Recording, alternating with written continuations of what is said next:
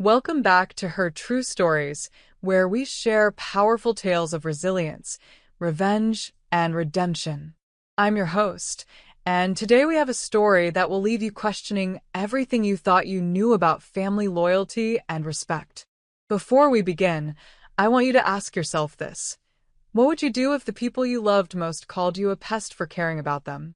How far would you go to teach ungrateful children the true value of what they've taken for granted? Today's story follows Victoria Hale, a 58-year-old woman who discovered that sometimes the most loving thing you can do is show someone exactly what life looks like without you. If you've ever felt undervalued, taken for granted, or dismissed by the people who should love you most, this story is for you. And if you're new to our channel, please hit that subscribe button and ring the notification bell. We share these life-changing stories every week, and you won't want to miss what's coming next. Now, let me tell you about the day Victoria's world shattered, and how she turned that destruction into the most brilliant revenge plan you've ever heard. But fair warning, this story will make you think twice about how you treat the people who sacrifice everything for you. Let's begin. My name is Victoria Hale, and at 58, I thought I had mastered the art of being a mother. I was wrong about many things, but I was absolutely right about one. Children can be the cruelest creatures on earth, especially when they forget who gave them everything. The morning that changed my life forever started like any other Wednesday in my pristine suburban home. I was arranging white peonies in my crystal vase, the same Waterford crystal my late husband Marcus had given me for our 20th anniversary. The morning light streamed through the bay windows of my Tudor-style mansion, casting everything in that golden glow that photographers spend fortunes trying to recreate. I had always prided myself on creating beauty. At 58, I still turned heads when I walked into a room. My platinum blonde hair was styled to perfection, my skin maintained through years of disciplined skincare, and my figure preserved through daily yoga and careful eating. Marcus used to say I was the most beautiful woman in any room, and even 3 years after his passing, I believed him. But beauty, I was about to learn, means nothing to ungrateful children. My daughter Sophia was getting married in 6 weeks. At 28, she was stunning in that effortless way that comes with youth, but she had inherited more than just my looks. She had inherited my determination, though hers had been warped into something entitled and cruel. For the past 8 months, I had been planning and funding what was shaping up to be the wedding of the century, a $65,000 extravaganza at the country club where Marcus and I had been married. Every detail had been carefully orchestrated. The imported Italian roses, the hand-calligraphed invitations, the designer dress that cost more than most people's cars, the symphony quartet I had flown in from New York. All of it was my gift to my daughter, my way of showing her how much I loved her. That morning, I was reviewing the final seating arrangements when my phone rang. Sophia's name appeared on the screen, and I answered with the warm smile I always wore when speaking to my children. "Good morning, darling. How are the final dress fittings going?" "Mom." Her voice was sharp, impatient. "We need to talk about the wedding." "Of course, sweetheart. What can I help you with?" "It's about the guest list. You invited the Weatherbys." I paused, setting down my pen. The Weatherbys were old family friends, people who had known Sophia since she was a child. "Yes, dear. Margaret and I have been friends for 30 years. I thought, well, uninvite them." The words hit me like a slap. "I'm sorry, what?" "You heard me. Devin doesn't like them. He thinks they're boring old people, and honestly, I agree. This is supposed to be a young, fun wedding, not some stuffy old person party." I felt my carefully composed smile falter. "Sophia, these are people who watched you grow up. Margaret was at your baptism, your confirmation, your graduation." "Mom, stop being such a pest about this. It's my wedding, not yours. Either uninvite them, or I will, and I won't be nice about it." Pest. The word rang in my ears like a bell tolling. After everything I had done for her, After every sacrifice, every dollar spent, every sleepless night I had spent planning her perfect day, I was a pest. Sophia, I think you're being unreasonable. These people love you. God, you're so annoying. You always do this, trying to control everything. You can't just let me have what I want without making it about you and your stupid old friends. I closed my eyes, feeling something cold settle in my chest. I see. Do you? Because I'm starting to think you don't get it. This is my wedding. My day. And if you can't respect that, then maybe you shouldn't be involved at all. The line went dead. I sat in my perfect kitchen, surrounded by the perfect life I had built, and felt something crack inside my chest. Not my heart, that had been broken before and healed. This was something deeper, something that had been holding my world together. An hour later, my son Ethan called. At 30, he was the golden boy. Harvard educated, working at a prestigious law firm, living in the house I owned, and let him use rent-free. He had Marcus's dark hair and my blue eyes, and when he smiled, he could charm anyone into anything. That morning, his charm felt like acid. Hey, Mom. Sophia called me about the wedding thing. Did she? Look, I think you need to apologize to her. She's really upset, and with the wedding so close, she doesn't need this stress. I set down my coffee cup with deliberate precision. She called me a pest, Ethan, for trying to include people who love her in her wedding. Come on, Mom. You know how brides get. She's just stressed. The mature thing to do would be to apologize and move on. The mature thing? Yeah. Look, I know you mean well, but sometimes you can be a little intense about family stuff. Just say you're sorry, uninvite whoever she wants you to uninvite, and everything will be fine. I stared out at my perfectly manicured garden, at the roses Marcus and I had planted together, at the life we had built for these children. And if I don't, Ethan's voice changed, became cooler. Mom, don't make this harder than it needs to be. Sophia is my sister. She's getting married once, hopefully, and I want her to be happy.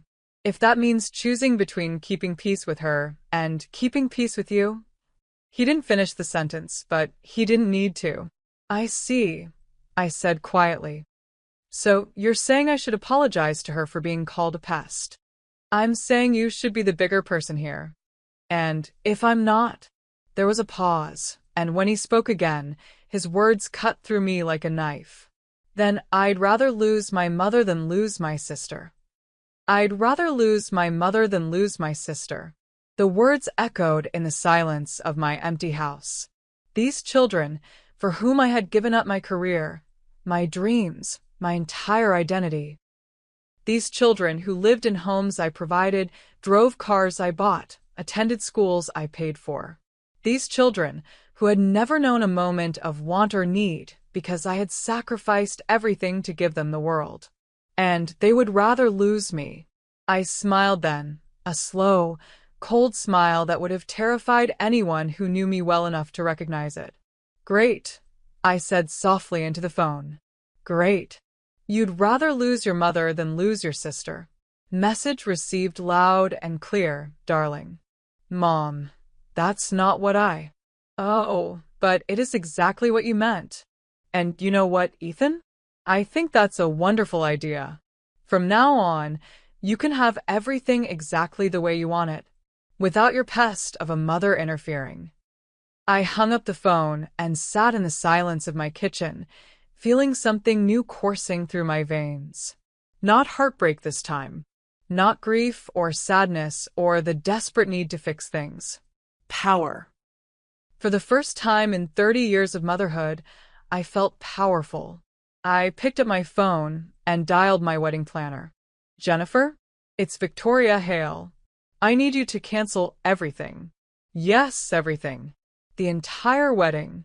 Cancel the venue, the flowers, the caterer, the musicians, all of it. Mrs. Hale, the wedding is in 6 weeks. We'll lose all the deposits. I don't care about the deposits.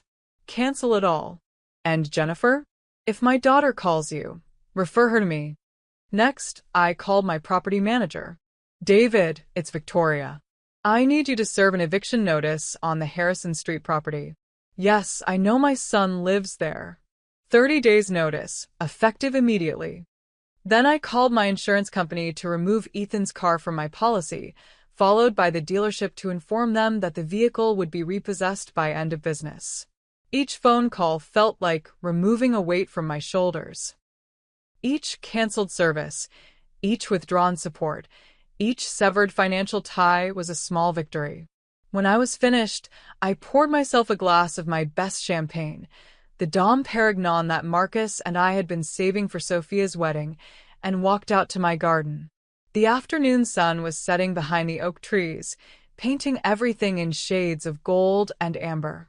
Somewhere in the distance, I could hear the sound of children playing, their laughter floating on the evening breeze. It was the sound of innocence, of joy untainted by entitlement or cruelty. My children had lost their innocence long ago, I realized. Somewhere between private schools and trust funds, between designer clothes and exotic vacations, they had learned to see love as obligation and generosity as weakness. But they were about to learn a very different lesson. I raised my champagne glass to the setting sun and whispered the words that would define everything that came next. So be it. The first scream came at exactly 7:23 the next morning. I was in my yoga studio, moving through my daily sun salutation routine, when I heard Sophia's voice pierce the morning silence like a banshee wail. Through my window, I could see her standing in my circular driveway, still in her pajamas, holding her phone and shrieking at the sky. I completed my pose with perfect form, breathing deeply as I had been taught, and walked to the window to get a better view of the show. Sophia was pacing now, her blonde hair wild around her shoulders, gesticulating wildly as she spoke into her phone. Even from a distance, I could see the tears streaming down her face, the complete breakdown of the composed young woman who had called me a pest less than 24 hours ago. My phone began ringing. Sophia's name flashed on the screen. I let it go to voicemail. It rang again immediately. Then again. On the fourth call, I finally answered, my voice perfectly calm and pleasant. Good morning, darling. Emma. The word was more scream than greeting. What did you do? I'm sorry, dear. You'll have to be more specific. I've done quite a few things this morning. I made myself a lovely breakfast, did my yoga, watered the orchids. The wedding. What did you do to my wedding? I smiled, settling into my favorite armchair with my morning tea. Oh, that. I canceled it. The silence on the other end was so complete I wondered if the call had dropped. Then came a sound I had never heard from my daughter before, a low, keening wail that sounded like an animal in pain. You canceled my entire wedding? Every last detail. The venue, the flowers, the food, the music, even the photographer. I called everyone yesterday evening. Quite efficient, really. I'm rather proud of how organized I was about it. But the deposits, the contracts. All forfeit, I'm afraid. Turns out wedding vendors don't like last-minute cancellations. Who knew? Another silence then. But why? Just because I ask you to uninvite some people? I set down my teacup with a delicate clink. Oh, sweetheart, it wasn't about the Weatherbees. Though I must say, calling me a pest for wanting to include people who love you was rather illuminating. I didn't mean... Of course you did. And your brother made it even clearer when he said he'd rather lose his mother than lose his sister. Well, congratulations, darling. You've both gotten exactly what you wanted. Mom, please, I was just stressed about the wedding. You know how crazy everything has been. Was crazy. Past tense. There's no wedding to be stressed about anymore. I could hear her hyperventilating through the phone. You can't do this. You can't just destroy everything because your feelings got hurt. Actually, I can.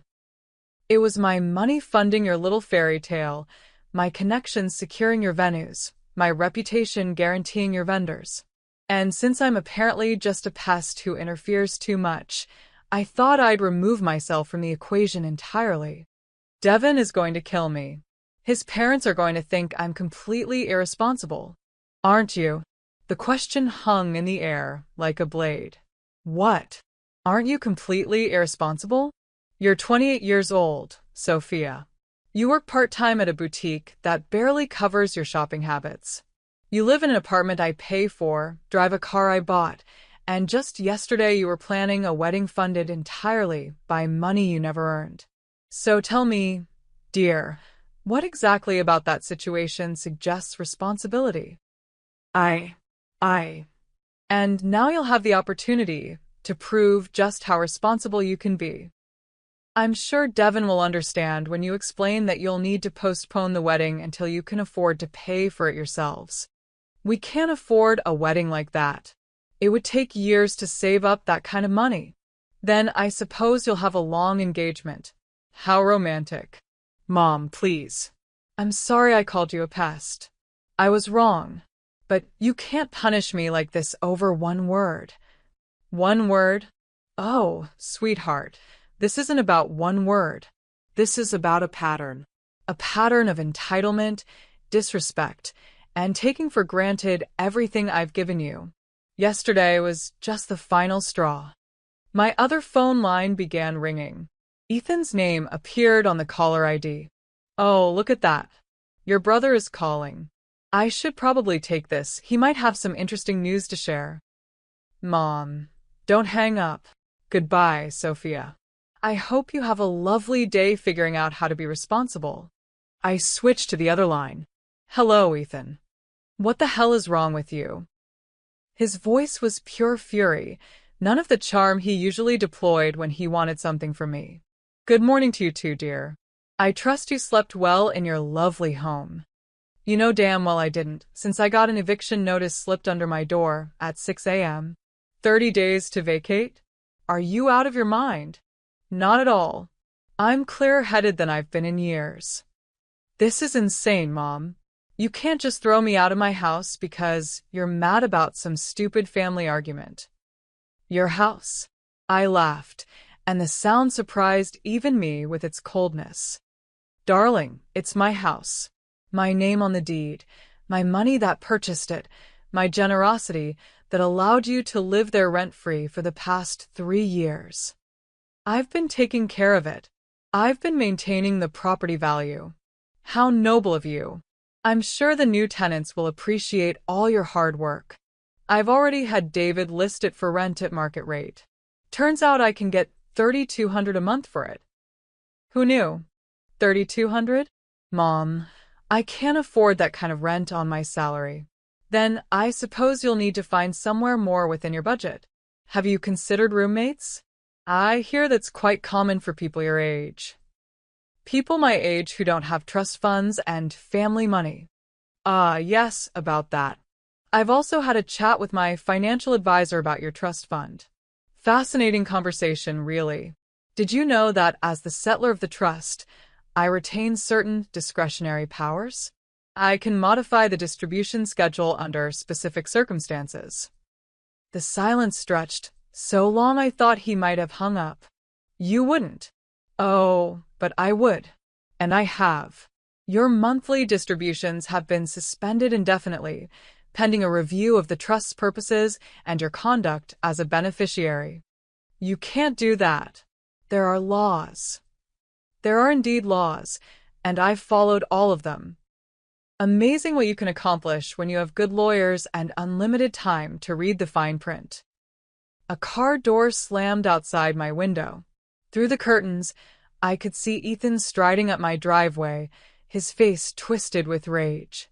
I'm at your front door, he said into the phone. I can see that. Let me in. We're going to settle this right now. I don't think so. Mom, open this door. No. I watched him try the handle, then begin pounding on the mahogany door Marcus had specially imported from Ireland. The sound echoed through my pristine foyer, but I remained seated in my chair, sipping my tea. I'm not leaving until you fix this. Then you'll be there for quite a long time. I suggest you call an Uber. An Uber? My car won't start. Oh, yes, that. I had it repossessed this morning. Turns out when you stop paying the insurance and inform the dealership that the registered user is no longer authorized to possess the vehicle, they're quite efficient about collection. The pounding stopped abruptly. You had my car repossessed? Technically, it was never your car. The loan was in my name, the insurance was on my policy, and the payments came from my account.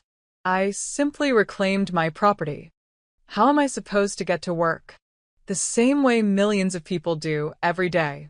Public transportation, ride shares, walking, biking, really, the options are endless.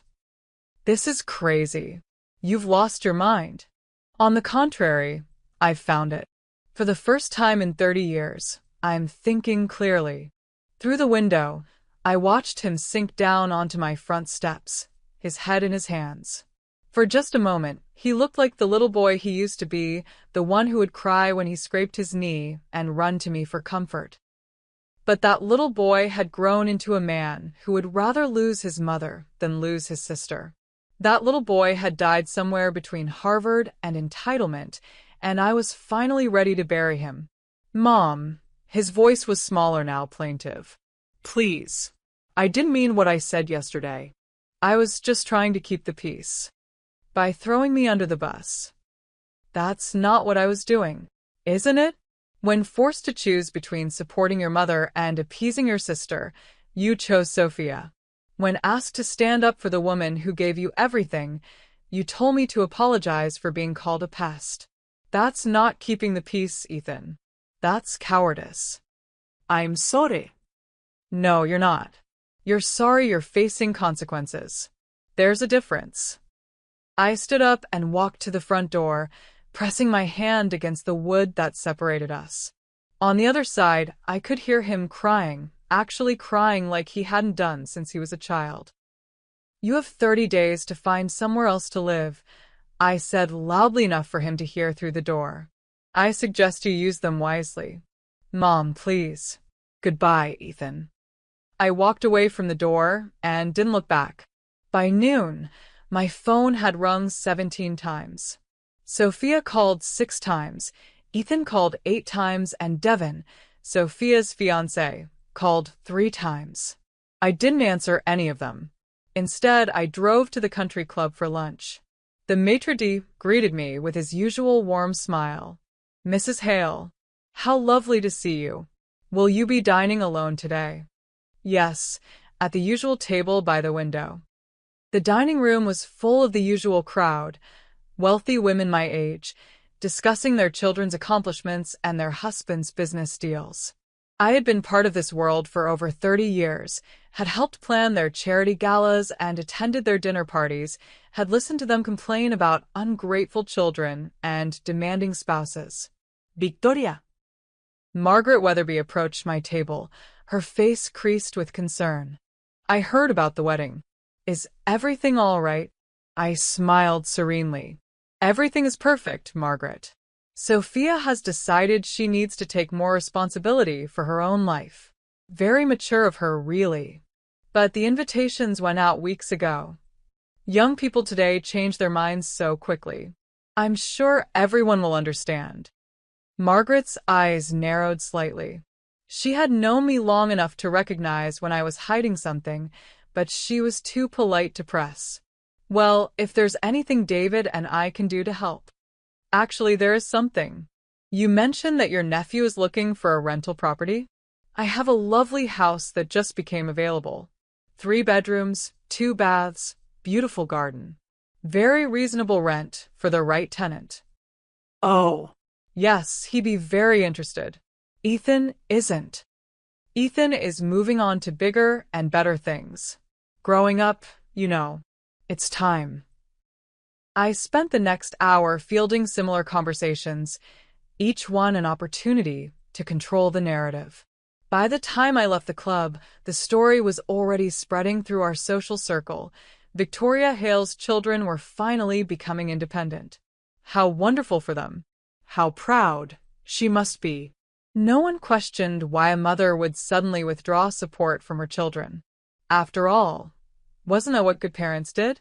Taught their children to stand on their own 2 feet? That evening, I sat in my garden with a glass of wine, watching the sunset paint the sky in shades of rose and gold. My phone sat silent beside me. Apparently, my children had finally gotten the message that I wasn't taking their calls. The silence was intoxicating. For 30 years, I had organized my life around their needs, their schedules, their crises. Every decision had been filtered through the question of how it would affect them. Every opportunity one had passed up, every dream I had deferred, every sacrifice I had made, all for children who saw me as nothing more than a pest. Well, pests could be exterminated. As the last light faded from the sky, I made a mental list of everything else I needed to do. Closing credit cards, canceling phone plans, removing them from insurance policies. The infrastructure of support I had built around their lives was vast and complex. Dismantling it was going to be even more satisfying than building it had been. I raised my wine glass to the first stars appearing in the darkening sky. To new beginnings, I whispered. Somewhere in the distance, a car door slammed. Then another scream pierced the night air. Sophia again, I thought. Apparently, she had just discovered something else I had canceled. I smiled and took another sip of wine. The night was young, and I was just getting started. The beauty of a well-connected social life is that information travels faster than wildfire, and reputation is everything. After 30 years of carefully cultivated relationships in our affluent suburban community, I had built a network that could destroy or elevate someone with a few well-placed words. It was time to put that network to use. 3 days after cutting off my children's financial support, I began phase 2 of what I had started thinking of as my educational program. If they wanted to be independent, they would learn exactly what that meant, not just financially but socially. I started with Sophia. Thursday morning, I placed a call to Patricia Hamilton, Devon's mother. Patricia and I had moved in the same circles for years, though we had never been particularly close. She was old money, the kind of woman who pronounced her words with crystalline precision and judged people by their bloodlines. Under normal circumstances, I found her exhausting. Today, she was perfect for my purposes. Patricia, dear, it's Victoria Hale. I hope I'm not calling at a bad time.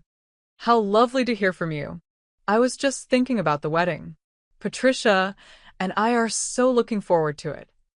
Yes, well, that's actually why I'm calling. I want to speak with you personally before the gossip mill got hold of the story. There was a pause.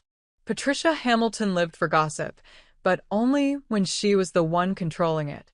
What story, dear? I sighed, injecting just the right note of maternal concern into my voice. I'm afraid Sophia has decided to postpone the wedding. She's been having some difficulties lately. I've been trying to support her through this challenging time, but I thought you should know what's been happening. Difficulties? What kind of difficulties? Well, I don't like to air family business, but since your family is involved now. Sophia has been struggling with some very impulsive behavior.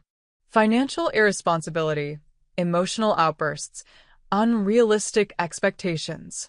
Yesterday, she screamed at me in my own driveway because I suggested she might want to contribute something to her own wedding costs. Every word was technically true, just framed in a way that made Sophia look unstable rather than entitled. Oh my, Patricia murmured. Devon hasn't mentioned anything. He's such a sweet boy, trying to protect her. But I'm concerned that she's not ready for marriage. The wedding planning process has been challenging.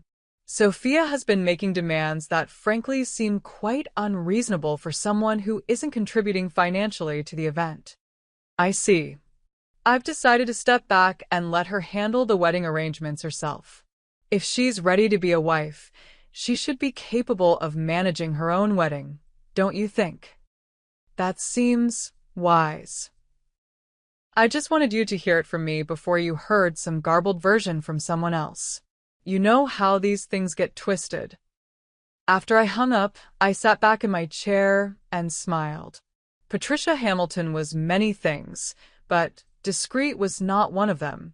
By evening, half the country club would know that Sophia Hale was having difficulties and that her own mother had concerns about her readiness for marriage. Next, I called Monica Chin, whose boutique employed Sophia part-time and where Sophia had been hoping to secure a full management position. Monica, it's Victoria Hale. I wanted to thank you again for giving Sophia the opportunity to work with you. Oh, Victoria, she's such a lovely girl. We've actually been discussing expanding her role. I'm so glad to hear that. I hope you'll keep me posted on how she does with increased responsibility. Between you and me, I'm a little concerned about her ability to handle pressure right now. Concerned? She's been under a great deal of stress with the wedding planning, and I've noticed some concerning behaviors. Mood swings, unrealistic expectations, difficulty accepting feedback. I'm hoping that more responsibility at work might help her develop better coping skills. I hadn't noticed any problems. She's very good at putting on a brave face. But I thought you should be aware, in case you see any signs of instability. The last thing I'd want is for her personal struggles to affect your business. Monica was quiet for a moment. I appreciate you telling me this, Victoria. Of course. We mothers have to look out for each other, don't we?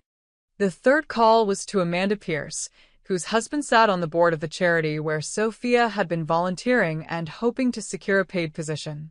Amanda was a notorious gossip, which made her perfect for spreading carefully crafted concern about my daughter's stability. Amanda, I hope you don't mind me calling, but I wanted to discuss Sophia's volunteer work with the Children's Literacy Program. She's been wonderful, Victoria. So enthusiastic. I'm glad to hear that. I do hope her recent challenges don't interfere with her commitment to the program. Challenges. She's been going through a difficult period. Some financial stress, relationship pressures.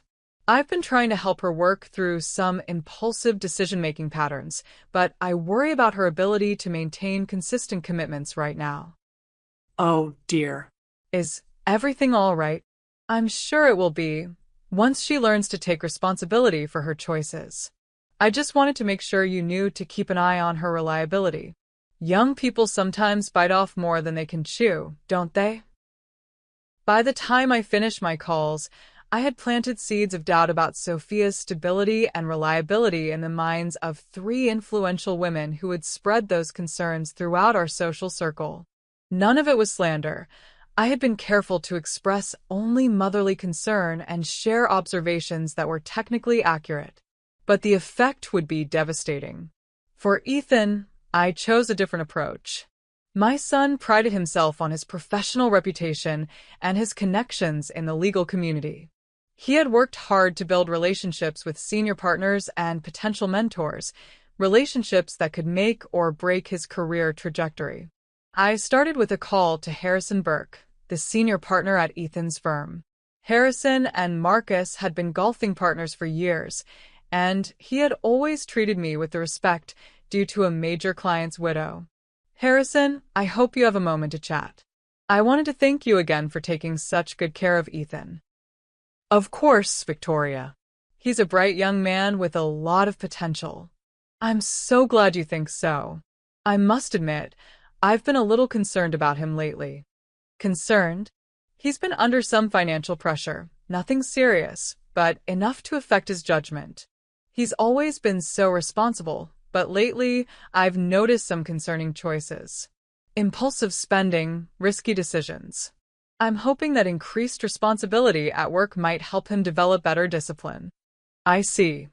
I don't want to interfere in his professional life, of course. But I thought you should know that he's been dealing with some personal challenges.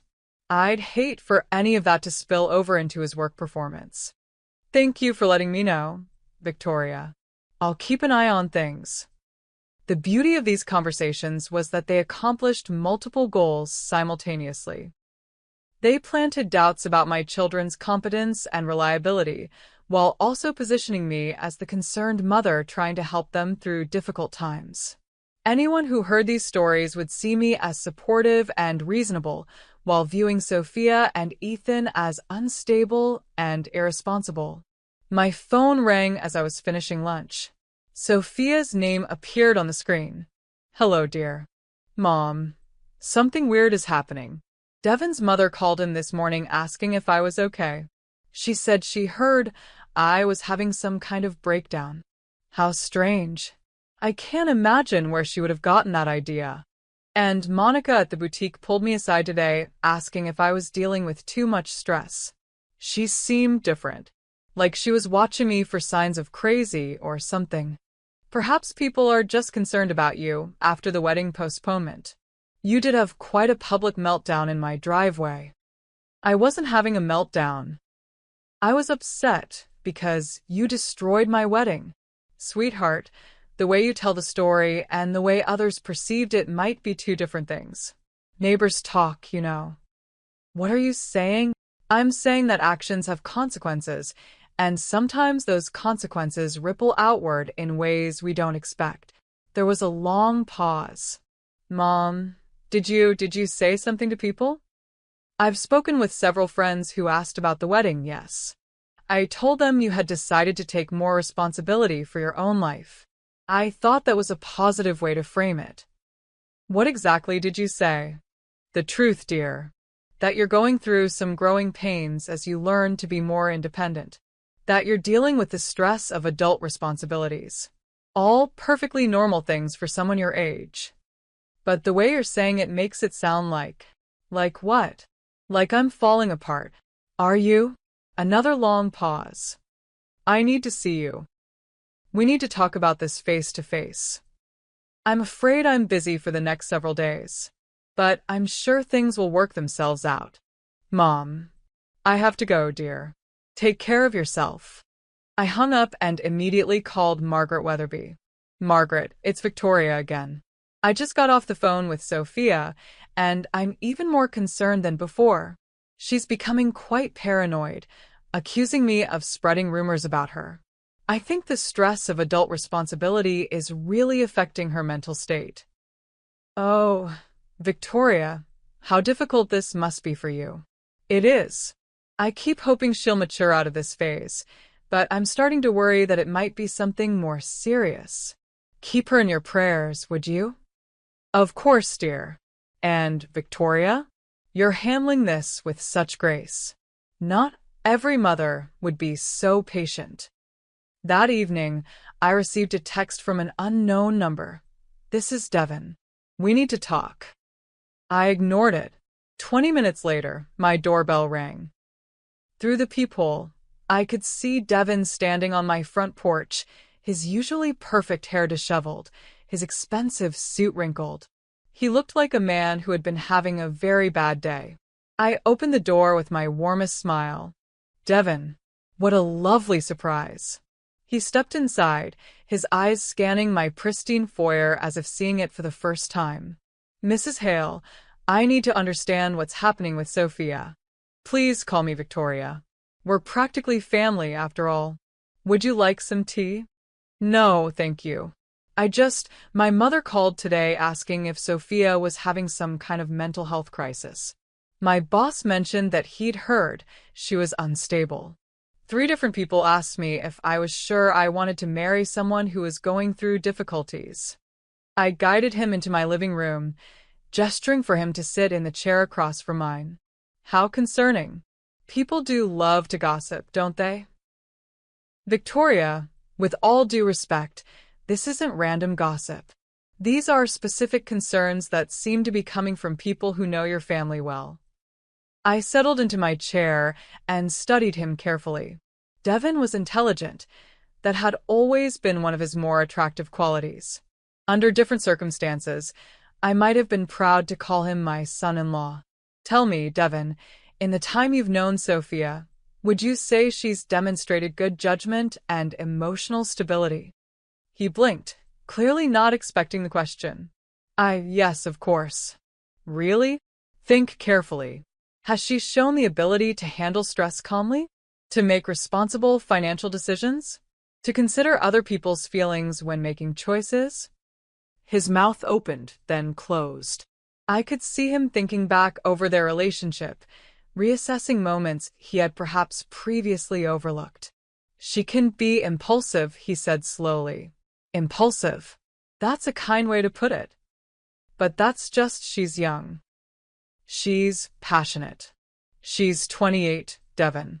How long are we going to excuse poor behavior as youthful passion? Mrs. Hale, Victoria, I love your daughter. I'm sure you do. But love isn't always enough, is it? Marriage is a partnership that requires maturity, responsibility, and mutual respect. Tell me honestly, do you think Sophia is ready for that level of commitment? He was quiet for a long moment, staring at his hands.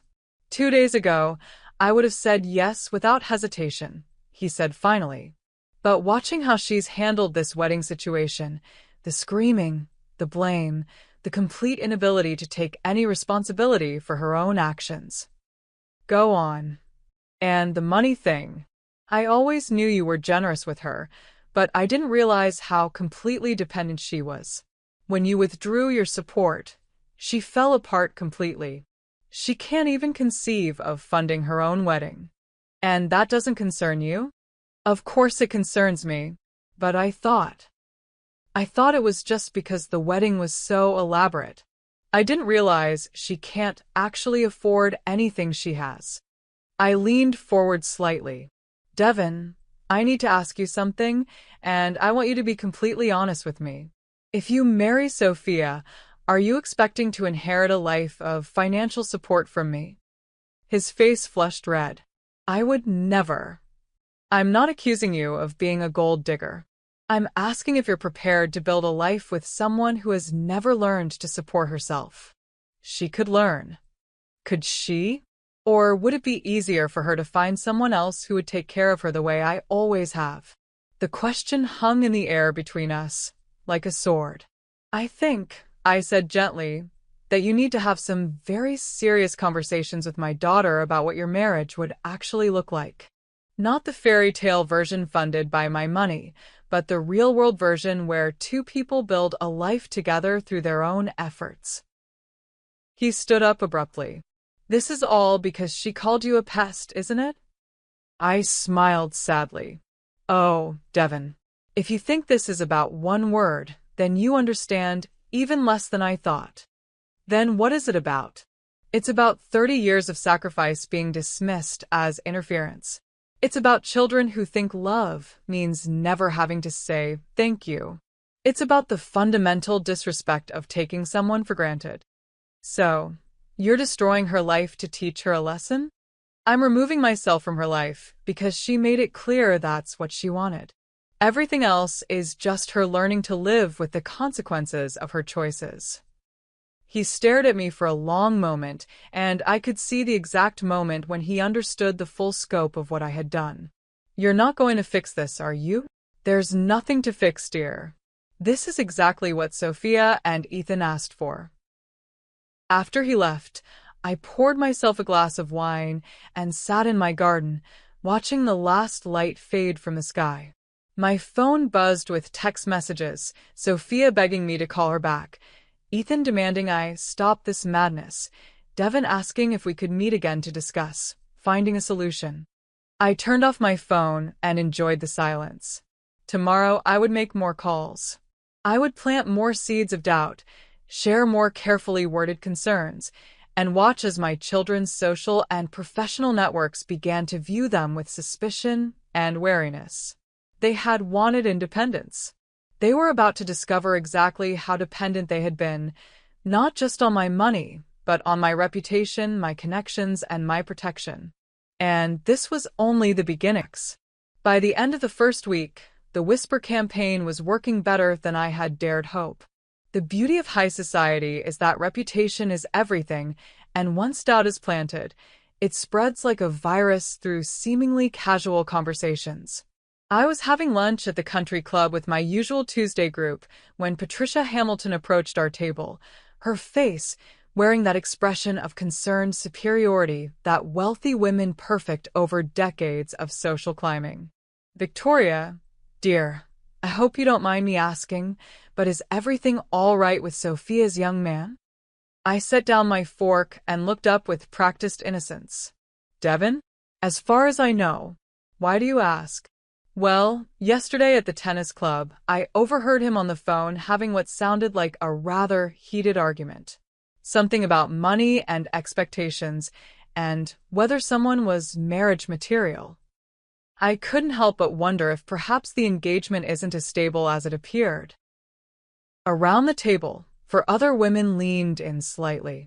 Nothing drew their attention quite like the scent of relationship drama in their social circle. How concerning, I murmured. Though I suppose it's natural for young couples to have disagreements when they're facing adult realities for the first time. Adult realities? Asked Margaret Weatherby, who had been unusually quiet since learning about the wedding postponement. Well, the wedding cancellation has forced them to confront some difficult questions about their future. When you take away the fairy tale trappings, sometimes couples realize they haven't actually discussed the practical aspects of marriage. Such as? Patricia's eyes gleamed with barely concealed hunger for gossip. Oh, the usual things. Who pays for what, whose family they'll spend holidays with, how they'll manage their finances. Sophia has always been rather sheltered from those kinds of concerns. The women around the table exchanged meaningful glances. In our social circle, being sheltered was code for spoiled and unprepared for real life. I'm sure they'll work it out, said Jennifer Morrison, though her tone suggested she thought no such thing. I hope so, I replied, sighing delicately, though I must admit, I'm concerned about Sophia's ability to handle conflict. She's always been rather dramatic when things don't go her way. That afternoon, I received a call from Monica Churn at the boutique. Victoria, I hope you don't mind me calling, but I wanted to discuss Sophia's performance here at the shop. Of course. Is everything all right? Well, that's what I'm trying to determine. Yesterday, she had what I can only describe as an emotional outburst with a customer who questioned the price of a handbag. And this morning, she was over an hour late because, according to her, she couldn't find her car keys. I made a sympathetic noise. The stress of the wedding situation has been very difficult for her. I understand that, but I'm concerned about the pattern. She's been increasingly unreliable, and frankly, some of her behavior has been quite unprofessional. I'm wondering if perhaps she needs some time off to sort through her personal issues. That might be wise. Sometimes young people need to hit bottom before they can learn to manage their own lives. Hit bottom. I mean that sometimes it takes real consequences for people to develop maturity and self-discipline. After the call ended, I smiled to myself. Sophia was about to lose her job, and it would be framed as her own failing rather than my manipulation. My phone rang again. This time it was Harrison Burke from Ethan's law firm. Victoria, I hope I'm not overstepping, but I wanted to touch base about Ethan. Of course, Harrison. Is there a problem? Not a problem exactly, but I've noticed some concerning changes in his behavior. He's been distracted, sometimes comes in looking like he didn't sleep well, and yesterday he made some basic errors on a brief that he should have caught. Oh, dear. I was afraid something like this might happen. Afraid? Ethan has been under a great deal of stress lately. He's been forced to confront some financial realities, and I think it's been quite a shock to his system. Financial realities? He's had to learn to live within his means for the first time in his life. It's been educational, but also challenging. Sometimes when young people are suddenly faced with real-world pressures, it affects their performance in other areas. I see. Do you think this is temporary, or should I be concerned about his long-term reliability? I believe Ethan has the potential to be an excellent lawyer, Harrison. But he needs to learn some life lessons first. Whether he rises to the challenge or crumbles under the pressure remains to be seen. That evening, both of my children showed up at my door at the same time. Through the peephole, I could see them standing on my front porch, clearly having arrived in Sophia's car, a small Honda that looked particularly shabby next to my Mercedes in the driveway. They both looked terrible. Sophia's usually perfect hair was pulled back in a messy ponytail, and she was wearing jeans and a t-shirt that suggested she had given up on maintaining appearances. Ethan looked like he hadn't slept in days, his suit wrinkled and his tie askew. I opened the door with a warm smile. What a lovely surprise. Please come in. They followed me into the living room, both of them moving with the defeated posture of people who had been beaten down by circumstances beyond their control. Can I offer you anything? Coffee? Wine? Mom. Sophia's voice was small and tired. We need to talk. Of course, dear. Please sit down. They perched on the edge of my sofa, like birds ready to flee at the first sign of danger. This has to stop, Ethan said, his usual charm completely absent. What has to stop? You know what? The whisper campaign, the reputation destruction, the systematic dismantling of our lives. I tilted my head innocently. I'm sorry, I don't know what you mean. Don't lie to us. Sophia exploded, then immediately seemed to shrink back into herself. Please, don't pretend you don't know exactly what you're doing. I'm living my life, dear, just as you both made it clear you wanted me to do. Living your life doesn't include telling everyone in town that we're unstable and irresponsible, Ethan said. Have I said you're unstable and irresponsible? You've implied it. You've planted seeds and let other people draw their own conclusions. And what conclusions have they drawn? Sophia started crying. Not the dramatic sobs of our first confrontation, but the quiet, defeated tears of someone whose spirit was breaking. Devin is questioning our engagement, she whispered. His mother thinks I'm having a nervous breakdown. I lost my job today because Monica thinks I'm too emotionally volatile to work in customer service. And my boss is considering whether I'm reliable enough for the partnership track, Ethan added. 3 different clients have asked to be reassigned because they heard I was dealing with personal instability. I studied their faces, seeing the genuine pain and confusion there. For just a moment, I almost felt sorry for them. Almost. I'm truly sorry to hear you're struggling, I said carefully. Growing up is never easy. Growing up. Sophia's voice cracked. You're destroying our lives. I'm not destroying anything, sweetheart. I'm simply no longer protecting you from the consequences of your own choices. What choices? Ethan demanded. What did we do that deserved this? I set down my teacup and looked at both of them directly. You chose to treat me with disrespect and contempt. You chose to take my love and generosity for granted. You chose to dismiss my feelings and my contributions to your lives. And when I called you on it, you chose to double down rather than apologize.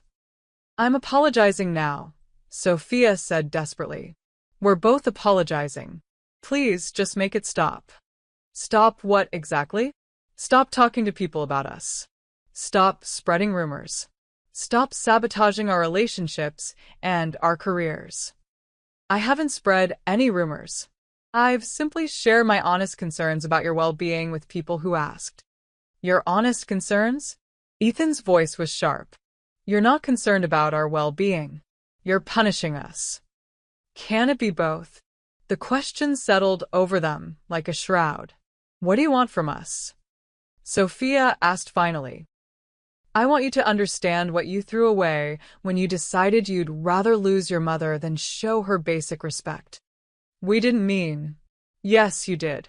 You meant every word. And now you're living with the consequences. So what happens now? Ethan asked. You just keep destroying us until we're completely ruined? I smiled, and I could see from their expressions that the sight of it chilled them. Oh, darling, I'm not destroying you. I'm educating you. This is what life looks like when you don't have a safety net.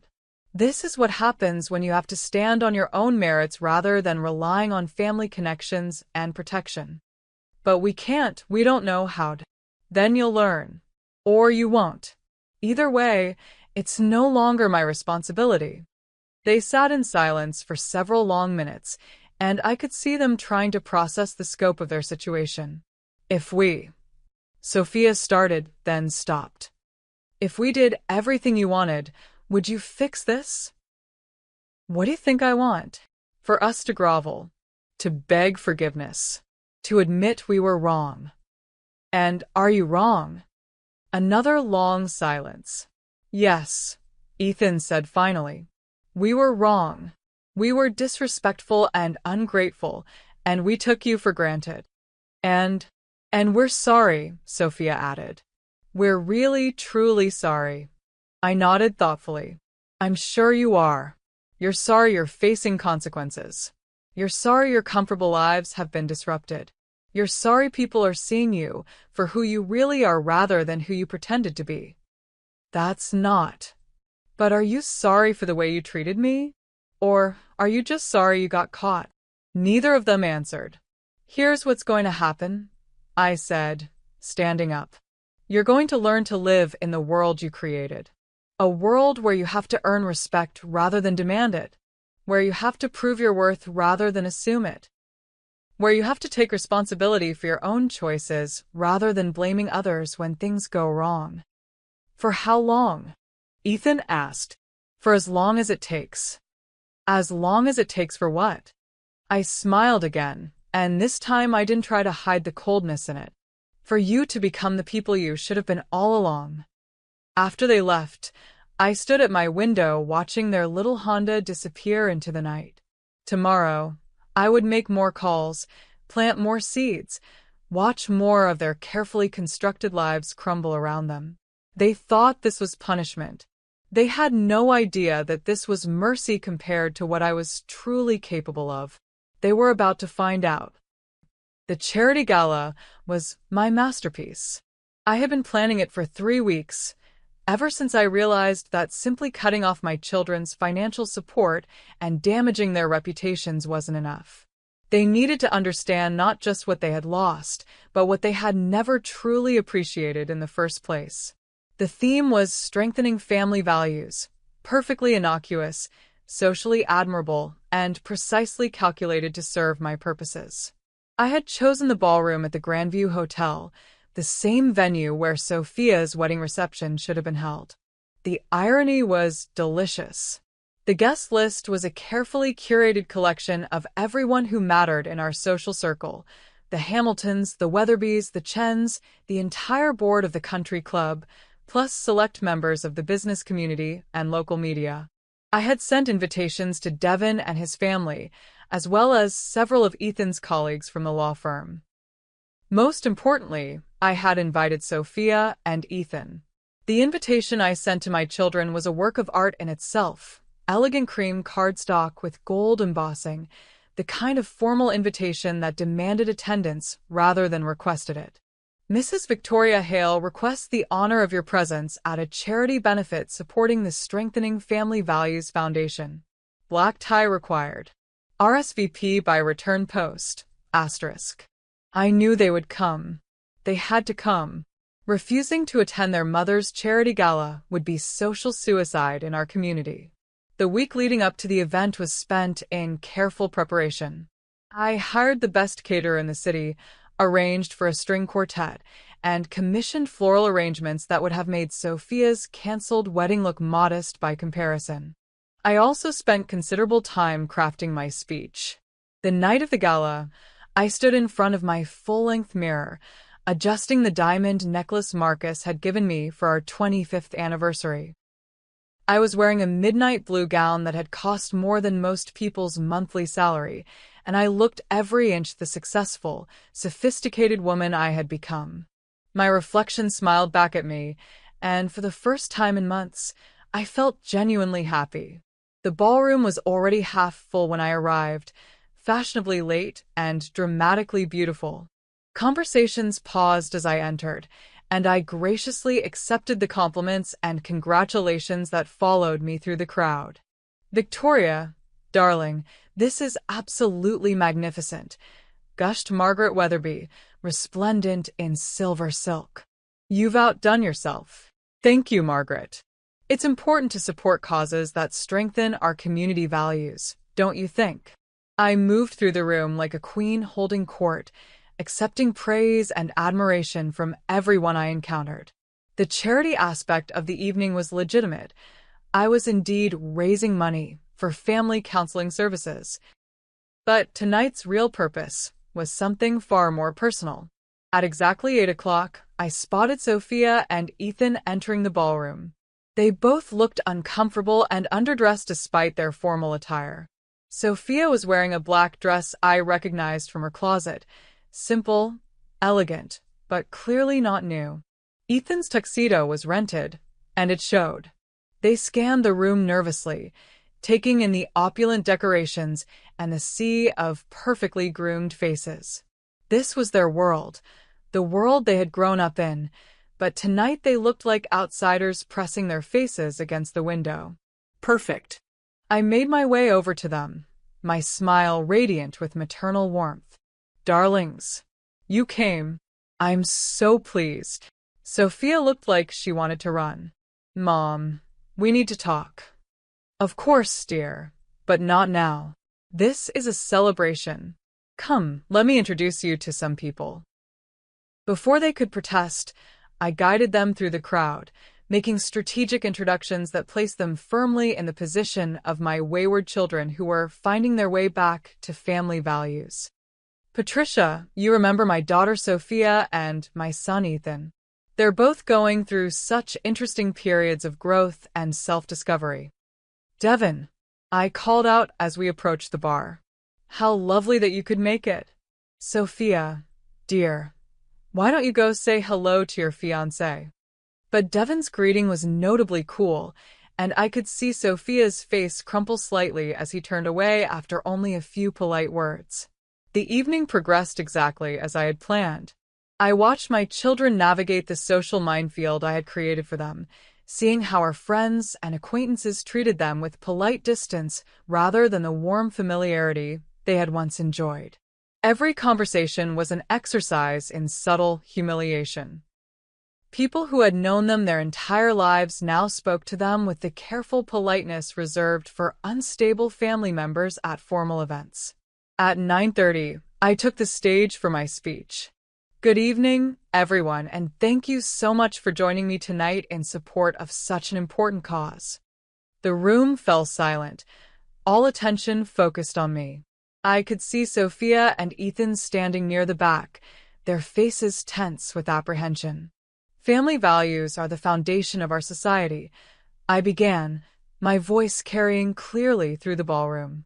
"But sometimes those values become corrupted by entitlement, by taking our loved ones for granted, by forgetting that love is something that must be earned and maintained through respect and gratitude." Murmurs of agreement rippled through the crowd. I've learned recently that even the strongest family bonds can be tested when children grow up believing that their parents' love and support are obligations rather than gifts. I could see people beginning to understand that this speech was more personal than they had initially realized. Tonight, we're raising money to help families learn to communicate better, to appreciate each other more fully, and to understand that healthy relationships require mutual respect and genuine gratitude. My eyes found Sophia and Ethan in the crowd. They both looked stricken. I want to especially thank my own children for teaching me these valuable lessons. Through their recent journey toward independence, they've shown me the importance of allowing young adults to discover their own capabilities rather than enabling their dependence. The room was completely silent now, everyone acutely aware that they were witnessing a very public family drama. Sophia and Ethan have been so brave in choosing to build their own lives without relying on family support. I'm so proud of their courage in facing the real world on their own terms. I could see Devin's parents exchanging concerned glances. Several people were looking directly at my children, whose faces had gone pale. They've taught me that sometimes the most loving thing a parent can do is step back and allow their children to experience the consequences of their choices. It's not easy to watch your children struggle, but it's necessary for their growth. Someone in the crowd actually winced. So tonight, as we celebrate family values, let's remember that love without boundaries isn't love at all, it's enablement. And sometimes, the greatest gift we can give our children is the opportunity to discover who they really are when they can't rely on anyone but themselves. The applause that followed was polite but uncomfortable. People weren't sure whether they were clapping for charity or witnessing a very public disowning. I raised my champagne glass to family values and to the courage to live by them even when it's difficult. As I left the stage, I could see Sophia pushing through the crowd toward the exit, her face streaming with tears. Ethan followed close behind, his expression murderous. But it was too late. The damage was done. By the time they reached the lobby, someone had already captured Sophia's dramatic exit on their phone. By the time they made it to the parking lot, the video was being uploaded to social media. I spent the rest of the evening graciously accepting condolences from people who assumed I was a grieving mother dealing with ungrateful children. Every conversation reinforced the narrative I had so carefully constructed. Victoria Hale was a saint, trying to help her troubled children learn responsibility.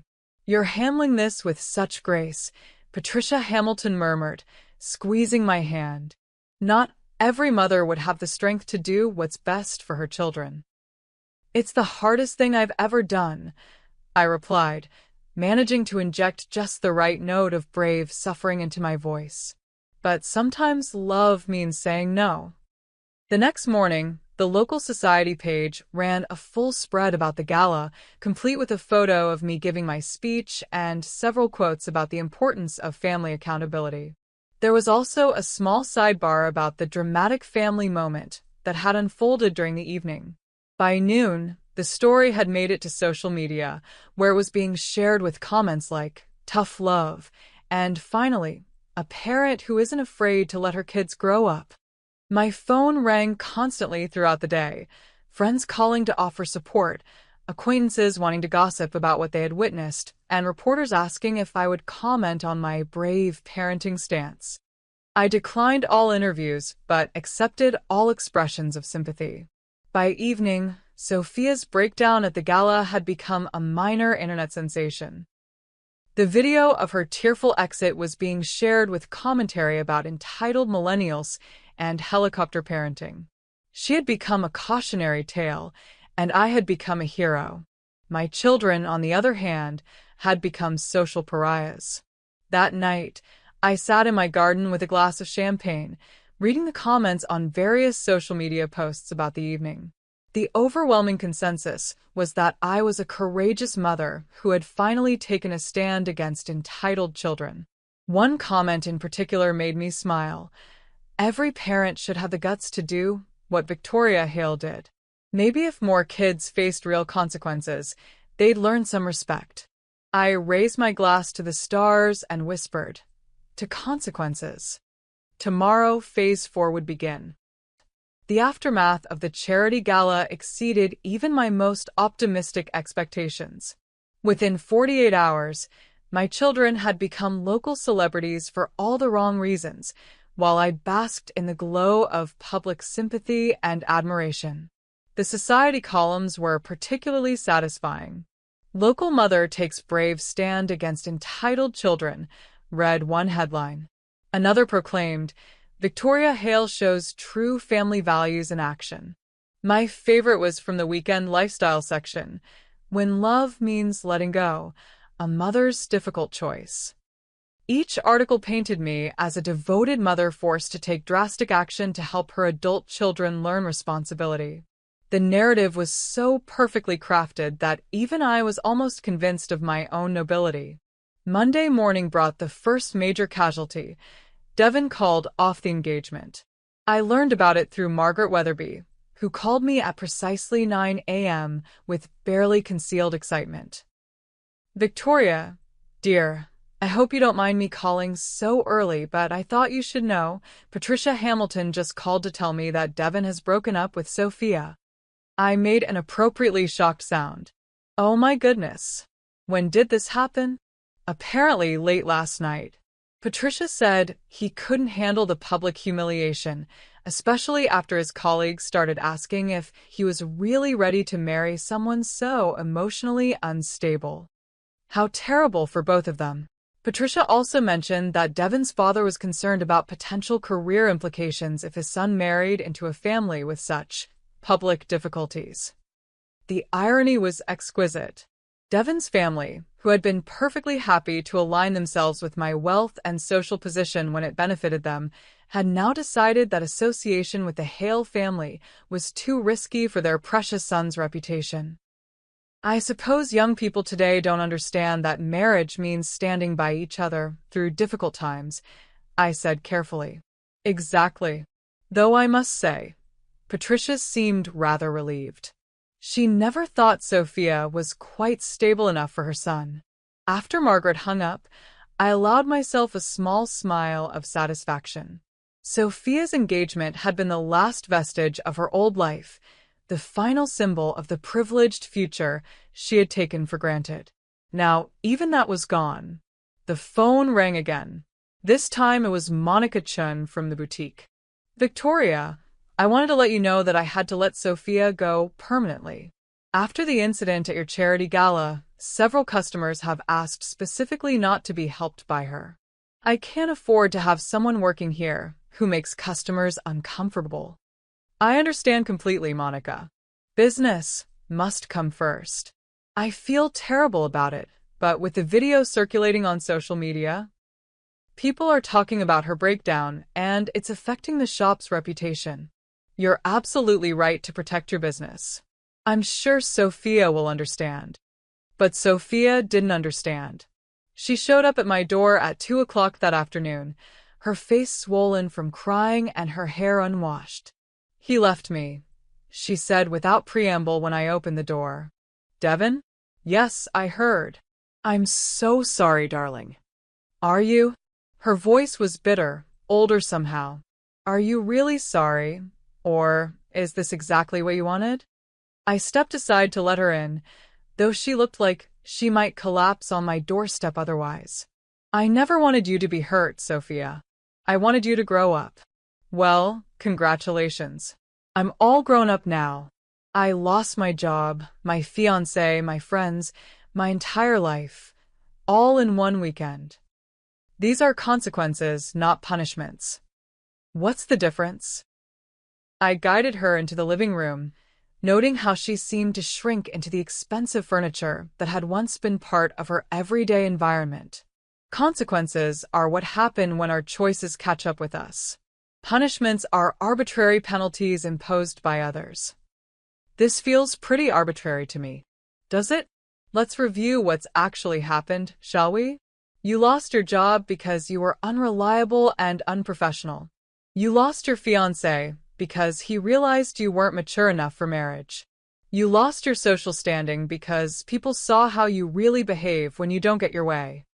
I wasn't unreliable. You were over an hour late to work because you couldn't find your car keys.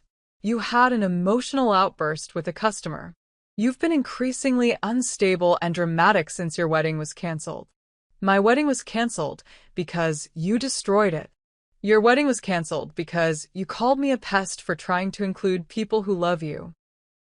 She stared at me for a long moment, and I could see her trying to process the logic of what I was saying. So what happens now? She asked finally. Do I just disappear? Become a cautionary tale for other ungrateful daughters? You figure out how to build a life based on your own efforts rather than my support. I don't know how to do that. Then you learn. From who? Everyone in town thinks I'm a spoiled brat who had a public breakdown. Who's going to hire me? Who's going to date me? Who's going to be my friend? I studied her face, seeing genuine desperation there for the first time. This was what I had been waiting for, the moment when she finally understood the full scope of what she had lost.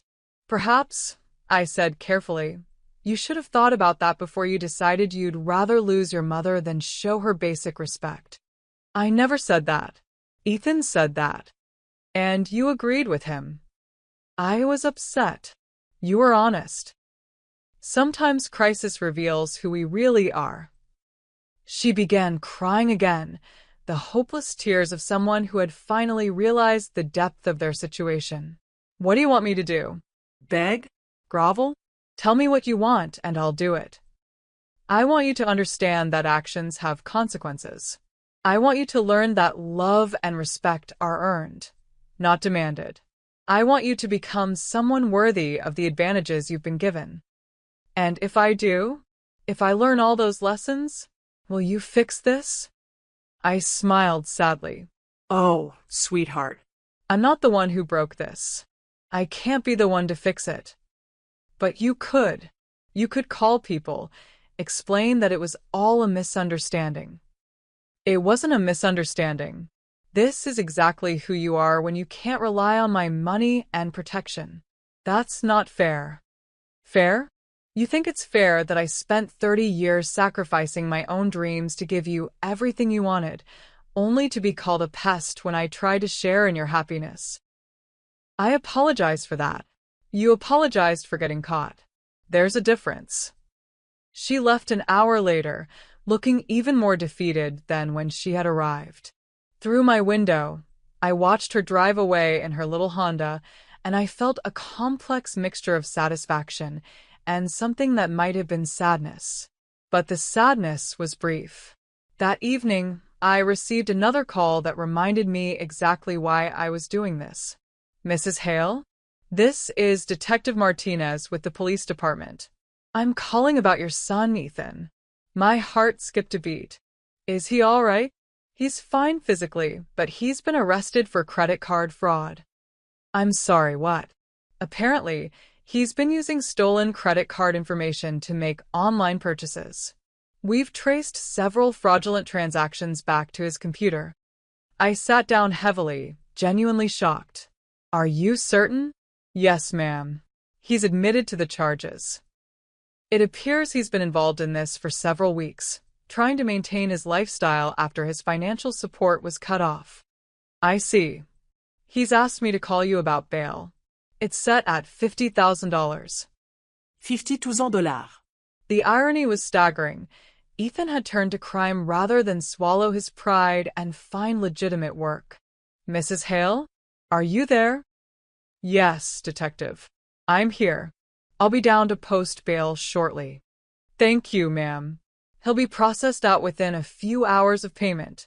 After I hung up, I sat in my kitchen staring at my phone.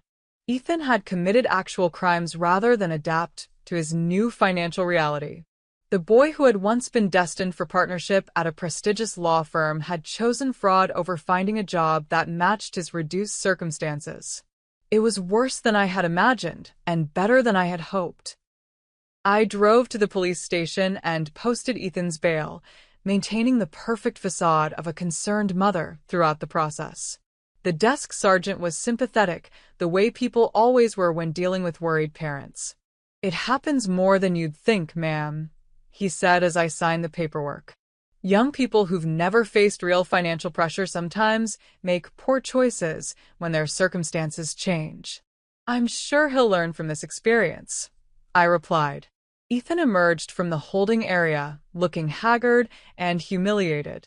His expensive suit was wrinkled and stained, his hair disheveled, and there were dark circles under his eyes that suggested he hadn't been sleeping well even before his arrest. We drove home in silence. When we reached my driveway, he finally spoke. Thank you for posting bail. You're welcome. I suppose you're going to lecture me about poor choices and consequences. Actually, I think the criminal justice system will handle that quite effectively. He turned to look at me, surprise flickering across his face. You're not going to gloat? About my son becoming a criminal? No, Ethan. Even I'm not that vindictive. Then why did you bail me out? I studied his face in the dim light from my porch. He looked young and scared, more like the boy he had once been than the entitled man he had become. Because despite everything, you're still my son. And because I wanted you to understand something. What? This is what happens when privileged people refuse to adjust their expectations to match their reality. You chose crime over humility. I didn't choose crime. I was desperate. You chose crime over getting a job that paid less than you thought you deserved. You chose crime over moving to a smaller apartment. You chose crime over admitting that you needed help. I couldn't ask for help. Everyone in this town thinks I'm a failure already. And whose fault is that? He was quiet for a long moment. Are you going to pay for a lawyer? No. Mom, you're 30 years old, Ethan. You have a law degree from Harvard. If anyone should understand the importance of legal representation, it's you. Figure it out. With what money? You froze my trust fund, remember? Then I suppose you'll need to convince a public defender to take your case seriously, won't you? I got out of the car and walked toward my front door, leaving him sitting in the passenger seat. Mom, wait. I turned back. What happens now? Now you face the consequences of your choices, just like Sophia is doing. And if I learn whatever lesson you're trying to teach me, then you'll be a better person than you were before. But will you forgive me? I looked at my son, really looked at him, seeing past the expensive clothes and privileged education to the scared young man underneath. I already have forgiven you, Ethan. But forgiveness doesn't erase consequences. So this is it. This is just my life now. This is your life until you decide to change it. How am I supposed to change it when everyone in town thinks I'm a criminal and a failure? The same way millions of other people rebuild their lives after making mistakes. One day at a time, one choice at a time, one small step at a time. That's not how our world works. In our social circle, reputation is everything. Then maybe you need to find a new social circle. I went inside and locked the door behind me, leaving Ethan sitting in my driveway. Through the window, I watched him eventually call a cab and disappear into the night. The next morning, news of Ethan's arrest made it into the local paper. Local attorney arrested for credit card fraud. Read the headline, accompanied by a photo from his law firm's website. By afternoon, Harrison Burke had called to inform me that Ethan's employment had been terminated immediately. "I'm sorry, Victoria," he said, "but we can't have someone facing criminal charges representing our clients." "I understand completely, Harrison. You have to protect your firm's reputation. Is there anything we can do to help? Any way we can support the family during this difficult time?" "You're very kind, but I think Ethan needs to handle this on his own. Sometimes the best way to help someone is to let them face their challenges independently." That evening, both of my children showed up at my door together. They looked like refugees from their own lives, dirty, tired, and completely defeated. "We need to talk," Sophia said when I opened the door. "Both of us," Ethan added. Together. I let them in and offered them tea, which they both declined. They sat on my sofa like supplicants in a throne room, their faces pale and desperate. "We get it now," Sophia said. "We understand what you've been trying to teach us. Do you?" "We were spoiled and entitled and disrespectful," Ethan continued. "We took you for granted and treated your love like an obligation. And we're sorry," Sophia added. "Really, truly sorry. We'll do anything to make this right," Ethan said. "Anything you want." I looked at both of them, my children, who had once been the center of my universe, and felt a complex mixture of triumph and melancholy. "What do you think I want?" "For us to grovel," Sophia said quietly. "For us to beg for forgiveness. For us to prove that we've learned our lesson," Ethan added. "And what lesson do you think you've learned?" "That we can't survive without you," Sophia whispered. "That we need your money and protection and connections," Ethan said. I shook my head sadly. "Oh, my dears, you still don't understand at all." "Then tell us," Sophia cried. "Tell us what you want us to understand." I don't want you to need me. I want you to value me. They stared at me in confusion. The lesson isn't that you can't survive without my money. The lesson is that you never appreciated what my love was worth until it was gone. We appreciate it now, Ethan said desperately. Because you lost it. Because you're facing consequences. But would you appreciate it if I gave it back to you tomorrow? Neither of them answered. Would you call me a pest if I tried to help with your wedding planning? Would you tell me you'd rather lose your mother than admit you were wrong? No, Sophia said, but her voice lacked conviction. No, you wouldn't say it. But would you feel it? The silence that followed was answer enough. You see, I said gently, this isn't about punishment. This is about becoming the kind of people who deserve to be loved unconditionally. And if we become those people? Ethan asked. Then you'll understand that love isn't something you demand or take for granted. It's something you cherish and protect and earn every single day. So, what happens now? Sophia asked. I smiled, and for the first time in weeks, there was genuine warmth in it. Now you learn to build lives worth living, whether I'm part of them or not. After they left, I poured myself a glass of wine and sat in my garden, watching the sun set behind the oak trees. Tomorrow would bring new challenges for my children, new opportunities for growth or failure.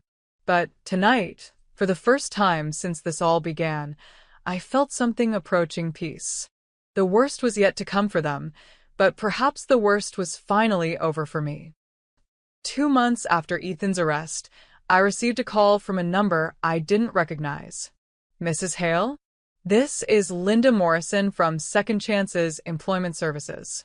Your daughter Sophia has applied for a position with one of our client companies, and we're conducting reference checks. I set down my morning coffee and smiled. Of course. How can I help you? Well, I have to admit, this is unusual. Most of our clients are people transitioning back into the workforce after difficulties. But Sophia has given you as a character reference, and frankly, her employment history has some gaps that concern our client. What kind of position is she applying for? It's a part-time retail position at a discount clothing store.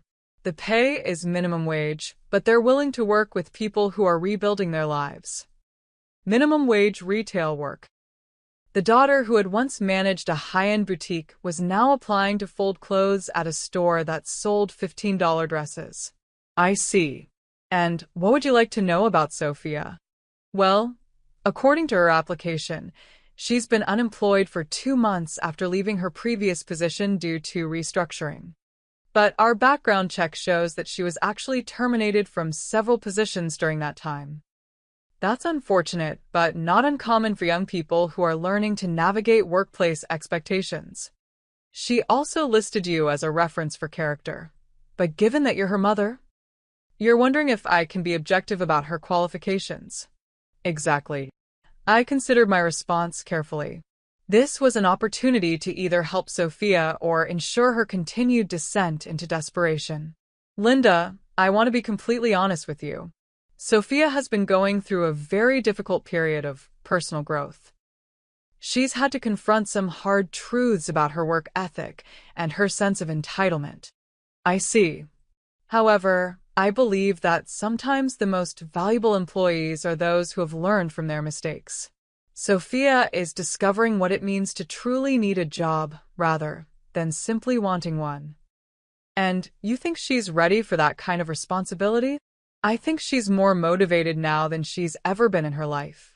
After I hung up, I realized I had just given Sophia a genuinely positive reference, not because I was softening, but because her desperation would make her a better employee than she had ever been before. 3 hours later, Sophia called me. Mom, I got the job. Congratulations, dear. I'm proud of you. Are you? Because Linda Morrison said you gave me a really good reference, and I wasn't sure. I told her the truth, that you're learning valuable lessons about the dignity of work. It's minimum wage, Mom. 8 hours a day folding clothes and dealing with customers who treat me like I'm invisible. And how does that feel? Terrible. Humiliating. Like my life has become some kind of punishment. Or like your life has become real for the first time. There was a long pause. I move into my new apartment tomorrow, she said finally. How is it? Small. Cheap. In a neighborhood where I have to lock my car and watch over my shoulder walking to the front door. It sounds like you're learning to live within your means. I hate it. I'm sure you do. The neighbors play loud music until 3 a.m. The heat doesn't work properly. There's mold in the bathroom. Then I suppose you have some motivation to work hard and earn something better. This isn't living, Mom. This is surviving. Yes, it is. And millions of people do it every day without complaining to their mothers about how difficult it is. Another pause. Devon's mother saw me at the grocery store yesterday. She looked right through me like I didn't exist. That must have been uncomfortable. She used to invite me to her garden parties. Now she pretends she doesn't know me. Social position is fragile, isn't it? I never realized how much of my life was built on your reputation instead of my own. I felt a small spark of hope. And how does that make you feel? Ashamed. Angry. Scared. Good. Good. Those are appropriate emotions for someone who's been living a lie. So, what do I do with them? You use them as motivation to build something real. That afternoon, I received another call, this time from Harrison Burke at the law firm. Victoria, I wanted to give you an update on Ethan's situation. Of course. His case goes to trial next month. The prosecutor is offering a plea deal, 6 months in county jail and 2 years probation in exchange for a guilty plea. And what does Ethan think about that? He's struggling with the decision. His public defender is advising him to take the deal, but Ethan seems to think he might be able to fight the charges. Fight them how? He's claiming financial duress. Apparently, he wants to argue that his sudden change in circumstances drove him to make desperate choices. I laughed, and the sound surprised even me with its bitterness. So his defense is that being cut off from his trust fund justifies committing crimes? I'm afraid that seems to be his strategy. And what do you think of that approach? Honestly, I think he's deluding himself. He used stolen credit card information to purchase luxury items he couldn't afford. That's not duress, that's entitlement. Will you testify on his behalf if asked? I'm not sure what I could say that would help his case. His work performance had been deteriorating for weeks before his arrest. Then I suppose he'll have to face the consequences of his choices without character witnesses. Victoria, I hope you don't mind me asking, but is there any chance you might reconsider helping him financially? A good lawyer could probably get him a better deal. Harrison, Ethan chose crime over accepting help from family members. He chose fraud over admitting he needed to change his lifestyle. Why would I reward those choices by funding his defense? Because he's your son. Yes, he is. And sometimes the most loving thing a parent can do is allow their child to experience the full weight of their mistakes. That evening, Ethan showed up at my door. He was wearing jeans and a t-shirt, the first time I had seen him in casual clothes since high school. He looked older somehow and smaller. I need to ask you something, he said without preamble. Come in.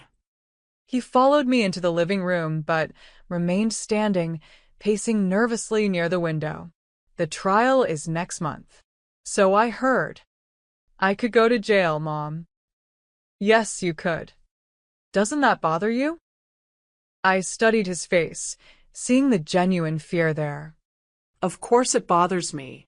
But not as much as watching you become someone who thinks crime is preferable to humility.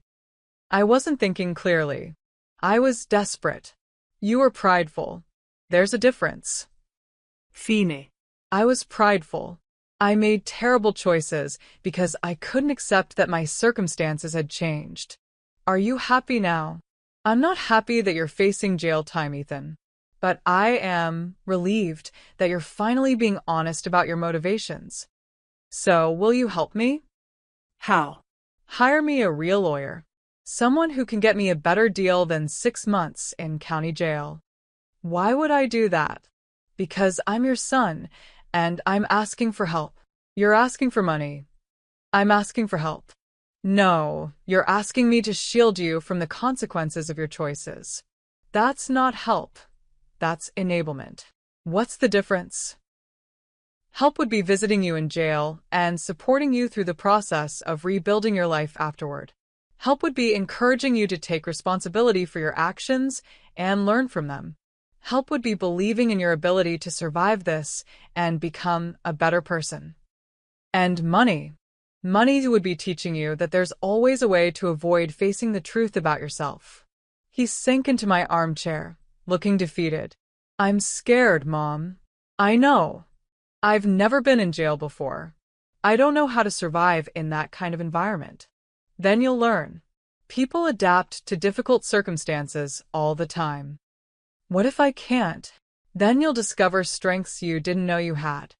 And if I don't, then you'll discover the full cost of your choices. We sat in silence for several minutes, the weight of his situation settling between us like a heavy blanket. Do you hate me? He asked finally. No, Ethan. I don't hate you. But you're not going to help me. I'm helping you in the only way that matters. I'm refusing to enable your continued irresponsibility. That doesn't feel like help. I'm sure it doesn't. He left without saying goodbye, and I watched him walk down my driveway with the heavy steps of someone carrying an enormous burden. Later that evening, I received a text message from Sophia. Working double shift tomorrow. Feet already hurt and I haven't even started. Is this what real life feels like? I texted back.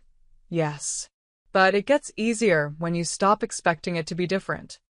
Her response came an hour later. I don't think I'm strong enough for this. You're stronger than you think. You just don't know it yet. How can you be sure? Because you're my daughter, and despite everything, I raised you to survive.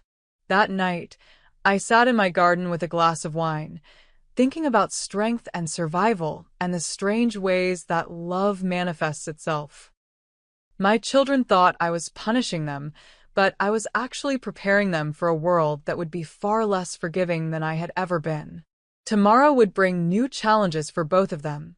Another day of minimum wage labor for Sophia, another step closer to potential incarceration for Ethan.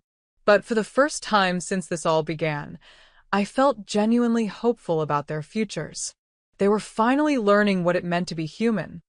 8 months into their new reality, my children had developed a fascinating routine. Every 2 weeks, one or both of them would appear at my door, looking progressively more worn down by the relentless demands of actual adult responsibility. They never came with demands anymore. They had learned that lesson. Instead, they came with updates, as if reporting on their progress to a teacher who might or might not grant them passing grades. This particular Tuesday evening, Sophia arrived just as I was finishing dinner. Through the window, I could see her sitting in her car for several minutes before getting out, as if gathering courage for whatever conversation she had planned. She looked different again. Thinner, with calluses on her hands from her retail job, and something in her eyes that hadn't been there before, a wariness that suggested she had learned to expect disappointment. "Hello, darling," I said as I opened the door. "How are you?" "Tired," she said simply. "Can I come in?" "Of course." She followed me into the kitchen, accepting the cup of tea I offered and wrapping her hands around it as if she were cold. "I got promoted," she said without preamble. "Congratulations. What's your new position?" "Assistant shift supervisor at the discount store. It means I get to train new employees and handle customer complaints that are too complicated for regular sales associates." "That sounds like more responsibility." "It is. And it comes with a raise, $2 an hour more." I waited for her to continue, sensing there was more to this story.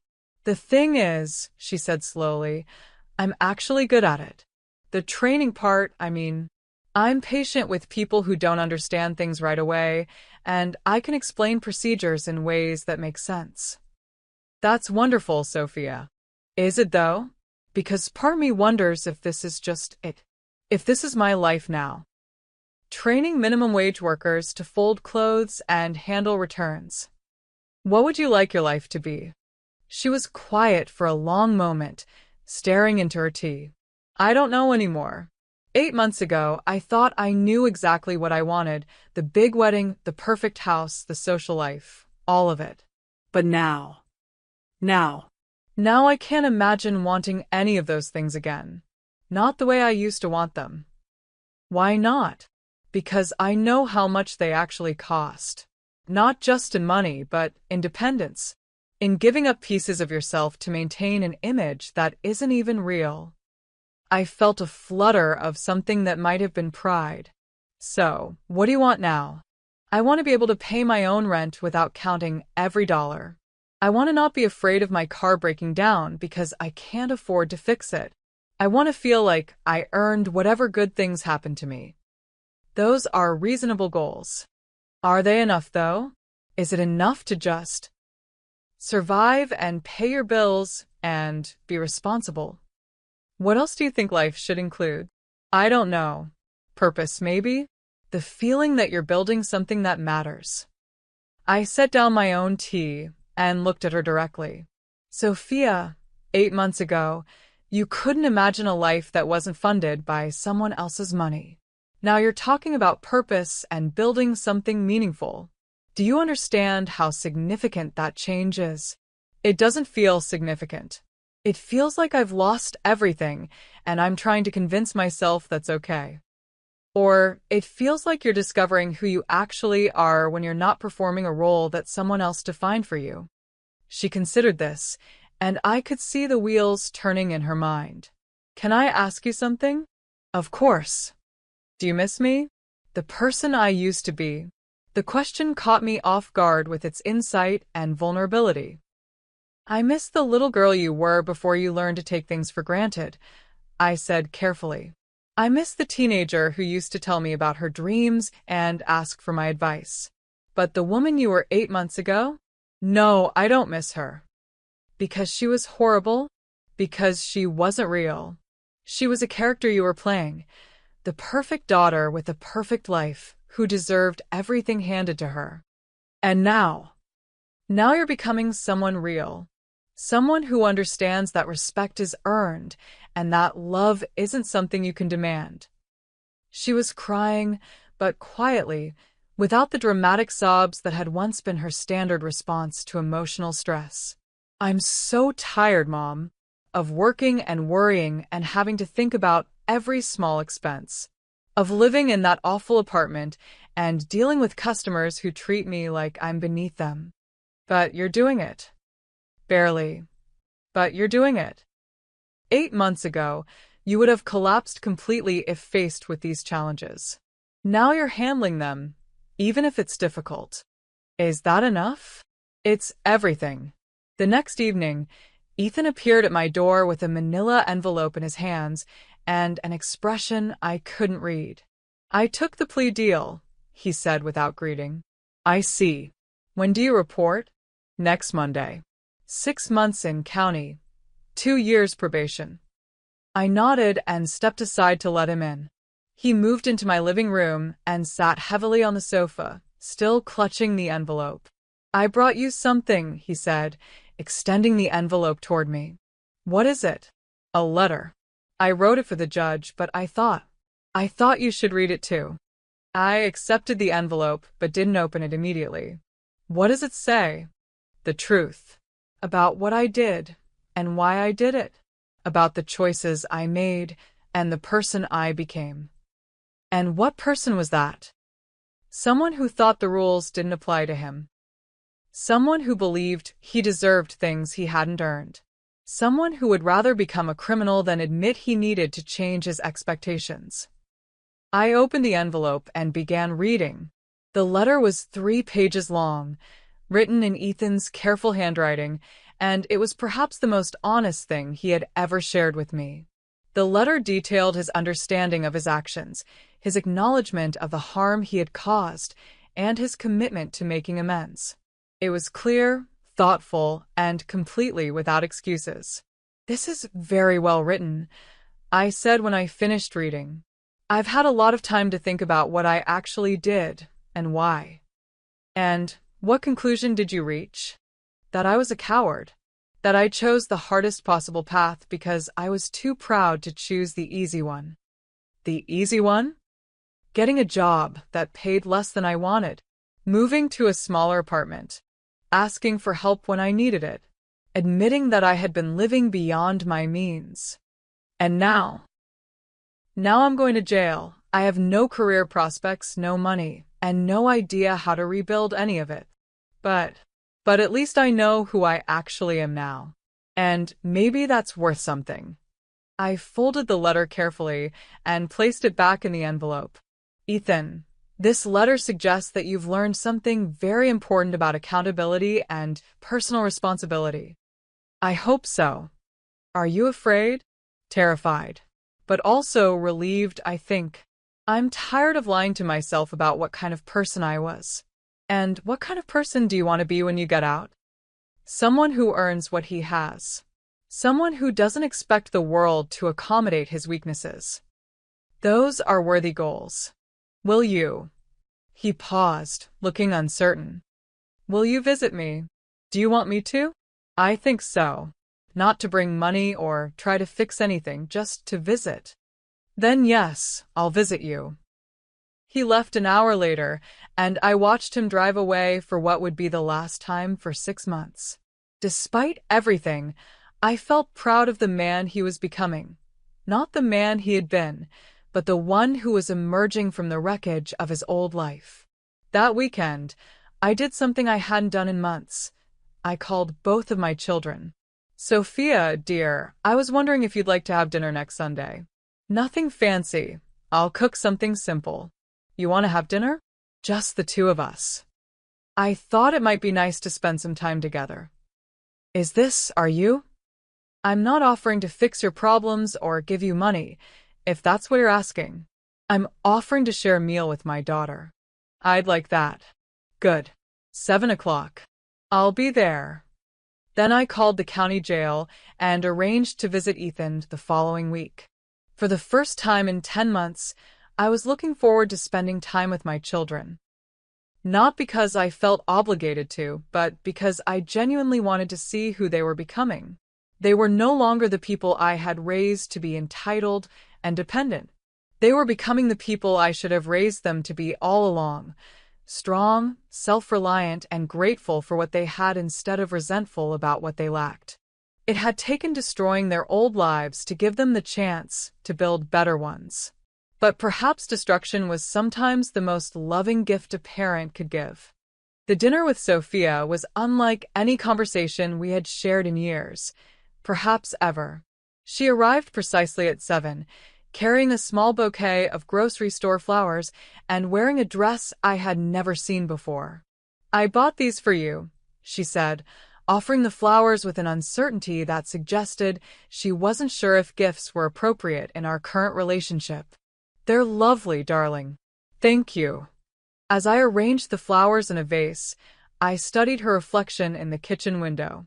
The woman standing in my kitchen was recognizably my daughter, but transformed in ways that went far beyond her physical appearance.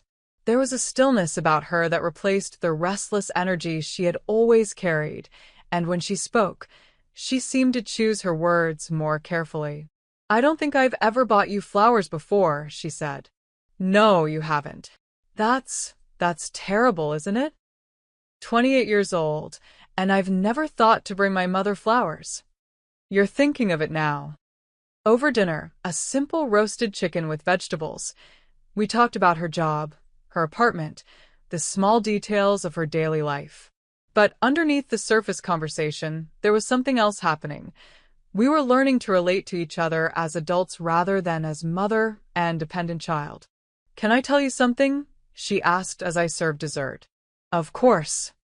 "Last week, One of my coworkers asked me for money. Her daughter needed school supplies, and she was short on rent. It was only $40, but, but I realized I didn't have $40 to spare. And for the first time in my life, I understood what that actually means. Not I don't want to spend $40, but I literally cannot afford to help someone else because I need every dollar I have. How did that feel? Awful. And humbling. And somehow important. Important how? Because I finally understand why people get upset when money is wasted or when someone takes financial help for granted. When every dollar matters, you see money differently. And how do you see it now? As something you earn rather than something you deserve. As security rather than just a way to buy things you want. After dinner, we sat in the garden with tea, and Sophia asked me a question that caught me completely off guard. Mom, are you happy? What do you mean? I mean with your life. With what you've done to us. With how things turned out. I considered the question carefully, watching the last light fade from the sky. I'm satisfied, I said finally. I'm satisfied that I finally stopped enabling behavior that was hurting all of us. But are you happy? I'm happy when I see who you're becoming. I'm happy when I read letters like the one Ethan wrote. I'm happy when I realize that my children are finally growing into people I genuinely like spending time with. And before, when we were the way we were, before, I was proud of your accomplishments, but not proud of your character. I loved you desperately, but didn't particularly enjoy your company. She was quiet for a long moment. I don't think I enjoyed my own company either, she said finally. I was so busy maintaining an image and getting what I thought I wanted that I never stopped to think about who I actually was. And who are you now? I'm still figuring that out. But whoever she is, she's someone who buys her mother flowers and means it when she says thank you. The following week, I visited Ethan in jail for the first time. The visiting room was exactly what I had expected. Institutional fluorescent lighting, plastic chairs, and the peculiar combination of boredom and tension that seems to permeate correctional facilities. Ethan appeared in orange scrubs that made him look younger and more vulnerable than I had seen him since childhood. He had lost weight, and there were shadows under his eyes, but there was also something in his posture that seemed more solid somehow. "Thank you for coming," he said as he sat down across from me. "How are you adjusting?" "Better than I expected. Worse than I hoped." He managed a small smile. "Turns out privilege doesn't prepare you for institutional living." "What's the hardest part?" "The boredom mostly. And the constant noise. And having to follow rules that don't make sense just because someone with authority made them." "Sounds like excellent preparation for most jobs." He laughed, and for a moment he sounded like the boy he used to be. "I've been thinking a lot about what you said. About consequences and character, and who I want to be when I get out of here." "And what have you decided?" "I want to be someone who doesn't need to lie about his past. Someone who can look people in the eye and tell them exactly what mistakes he's made and what he learned from them." That's a worthy goal. The other inmates here, some of them have been in and out of the system their whole lives. But there are others like me, people who made terrible choices because they couldn't handle their circumstances changing. "What do you talk about with them?" "Mostly about how we got here. And how we're going to make sure we don't come back." "Have you figured out the answer to that second question?" "Start small. Be honest. Work hard at whatever job will hire someone with a criminal record. Stop expecting life to be fair or easy." Those sound like lessons that should have been learned much earlier. They should have. But I guess some people need to lose everything before they can appreciate anything. We talked for another hour about his plans for after his release, about the job training programs available in the jail, about the reality of rebuilding a life with a criminal record. When visiting time ended, I felt something I hadn't experienced in months. Genuine respect for my son. That evening, I received an unexpected phone call from Patricia Hamilton. "Victoria, dear, I hope you don't mind me calling, but I wanted to ask you about something. Of course, Patricia. What can I do for you? Well, it's about Devin. He's been quite upset lately, and when I asked him about it, he mentioned your family situation. Oh, apparently, he's been having second thoughts about breaking up with Sophia. He says he realized that he ended the engagement for all the wrong reasons. I felt a cold smile spread across my face. How interesting. He's been asking about her, whether she's seeing anyone, how she's doing, that sort of thing. I think he's considering reaching out to her. And what did you tell him? Well, that's why I'm calling. I wasn't sure what to say. Is she in a better place now? Has she worked through whatever difficulties she was having? The question was loaded with implications. Patricia was essentially asking if it was safe for her precious son to re-engage with my daughter now that the drama had died down. Patricia, I think that's a question Devin should ask Sophia directly, don't you? Of course, but as his mother, I want to make sure he's not setting himself up for more heartbreak. I understand your concern, but I think you'll find that Sophia is quite different now than she was 10 months ago. Different how? She's learned the value of things she used to take for granted. She's developed a work ethic. She's discovered that she's stronger than she thought. So, you think she would be suitable for Devin again? The word suitable hung in the air like a poorly concealed insult. Patricia, I think the real question is whether Devin would be suitable for the woman Sophia has become. There was a pause. I'm not sure I understand. Sophia has learned to value people who see her worth rather than her utility. She's developed relationships based on respect rather than convenience. I'm not sure Devin has learned those same lessons. Devin is a successful young man with excellent prospects. Devin is a young man who abandoned his fiancée the moment she became socially inconvenient. Whether that makes him suitable for anyone is debatable. After I hung up, I immediately called Sophia. Darling, I thought you should know that you might be hearing from Devin soon. Devin? Why would Devin call me? Apparently, he's having second thoughts about ending your engagement. There was a long silence. What kind of second thoughts? The kind that happen when people realize the drama has passed and it might be safe to re-engage. Oh, another pause. What do you think I should do if he calls? What do you think you should do? 8 months ago, I would have been desperate to get him back. I would have done anything to convince him that I'd changed and that we could make it work. And now I'm trying to figure out why I ever wanted to marry someone who would drop me the moment things got difficult. That's a very mature perspective. Is it though? Or am I just protecting myself because I'm afraid of being hurt again? Does it matter? Either way, you're making decisions based on your own judgment rather than desperation. Mom, can I ask you something? Always. Do you think I'm strong enough to be on my own? Not just surviving, but actually building a life I want. Sophia, 8 months ago you couldn't imagine paying your own rent. Now you're training new employees and earning promotions. What do you think? I think I'm stronger than I knew, but I also think I'm lonelier than I expected. Loneliness is different from being alone. Being alone is a circumstance. Loneliness is a feeling that comes from not knowing yourself well enough to enjoy your own company. And which one am I? You tell me.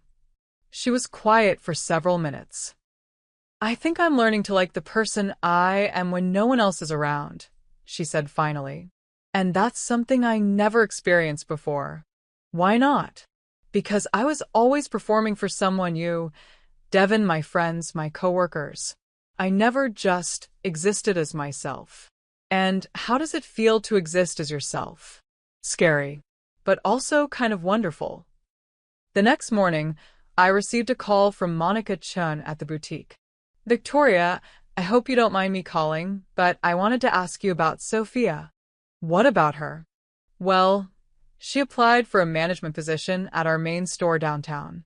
It's a significant step up, salary instead of hourly wages, benefits, real responsibility.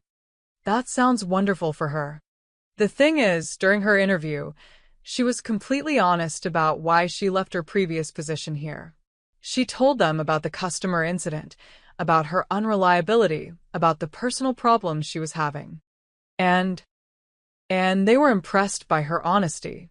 But they wanted to check with me about her recent work history at the discount store where she's been working. I see. Victoria, I have to tell you, the reports I'm getting about Sophia are remarkable. Her supervisor says she's the most reliable employee they've ever had. She's never late, never calls in sick, and she's trained more new hires successfully than anyone else in the company. That does sound impressive. More than that, she's apparently well-liked by customers and coworkers. People describe her as patient, helpful, and genuinely kind. And how does that compare to the Sophia who worked for you before? There's no comparison. The person I'm hearing about sounds like a completely different individual. People can change, Monica. Sometimes circumstances force growth that wouldn't happen otherwise. I suppose what I'm really asking is whether you think this change is permanent. Whether she's truly learned from her experiences, or if she's just temporarily motivated by necessity. I considered the question carefully. This was another moment where I could either support Sophia's progress or sabotage it. Monica, I think Sophia has learned what it feels like to earn respect rather than demand it. I think she's discovered that work can be meaningful rather than just necessary. And I think she's found out that she's capable of much more than anyone, including herself, ever believed. So, you'd recommend her for the position? I'd recommend that you give her the opportunity to prove herself. But I'd also suggest that you judge her on her current performance rather than her past mistakes. That afternoon, Sophia called me in tears, but these were tears of joy rather than despair. Mom, I got the job. The management position at Monica's downtown store. Congratulations, darling. I'm so proud of you. They're offering me a salary that's almost double what I'm making now, plus health insurance and vacation time. I'll be able to move to a better apartment, maybe even start saving money. How does that feel? Incredible. Terrifying. Like I'm finally becoming the person I was supposed to be all along. And you earned every bit of it. I know. That's the best part. I actually know I earned it. That evening, Devin called her. She told me about the conversation the next day. He wanted to have coffee, she said. To talk about where we stand and whether we might be able to work things out. And what did you tell him? I told him I'd think about it. But honestly, Mom, the whole conversation felt strange. Strange how? He kept talking about how he'd made a mistake and how he should have been more supportive. But he never once asked about who I am now or what I've learned or whether I'm happy. What did he ask about? Whether I was back to normal. Whether the family situation had been resolved. Whether I thought we could pick up where we left off. And what did you realize? That he doesn't want to get back together with me. He wants to get back together with the person I used to be. And that person doesn't exist anymore. How do you feel about that? Relieved, I think. Because the person I used to be wasn't strong enough to build the kind of life I want now. And what kind of life do you want now? One where I'm valued for who I am, not what I can provide or what image I project. One where I'm with someone who sees my struggles as growth rather than inconvenience. Those sound like the desires of a woman who knows her own worth. Maybe. Or maybe they're the desires of someone who finally learned what it costs to be taken for granted. 3 days later, I received a call from Ethan. Inmates were allowed to make collect calls once a week, and he had been using his time to check in and share what he was learning about himself and his fellow prisoners. Mom, something happened today that I wanted to tell you about. What happened? There's a guy here, older man, in for embezzlement. He's been trying to get me to help him with some kind of scheme when we get out. Something about using my law degree to help him set up fraudulent businesses. I hope you told him no. I did, but that's not the important part. The important part is how it felt to say no. How did it feel? Easy. Natural. Like the choice was obvious. And why do you think that is? Because I finally understand the difference between being smart and being wise. I was always smart enough to figure out how to get what I wanted, but I was never wise enough to understand whether what I wanted was worth the cost of getting it. And now I know that the cost of cutting corners is always higher than the cost of doing things the right way. That's a valuable lesson. The weird thing is, I'm actually grateful for all of this.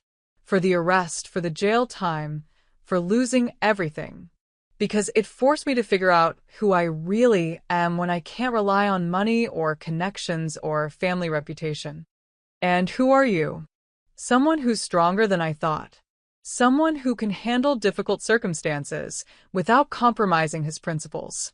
Someone who understands that respect has to be earned every single day. I'm proud of you, Ethan. Are you? Really? I'm proud of the man you're becoming. I'm proud of the choices you're making. I'm proud that you're using this experience to grow rather than just survive. When I get out, I want to make amends. Not just to you, but to the people I stole from. I want to pay restitution even if the court doesn't require it. How will you do that without money? By working. By earning enough to pay back what I took, even if it takes years.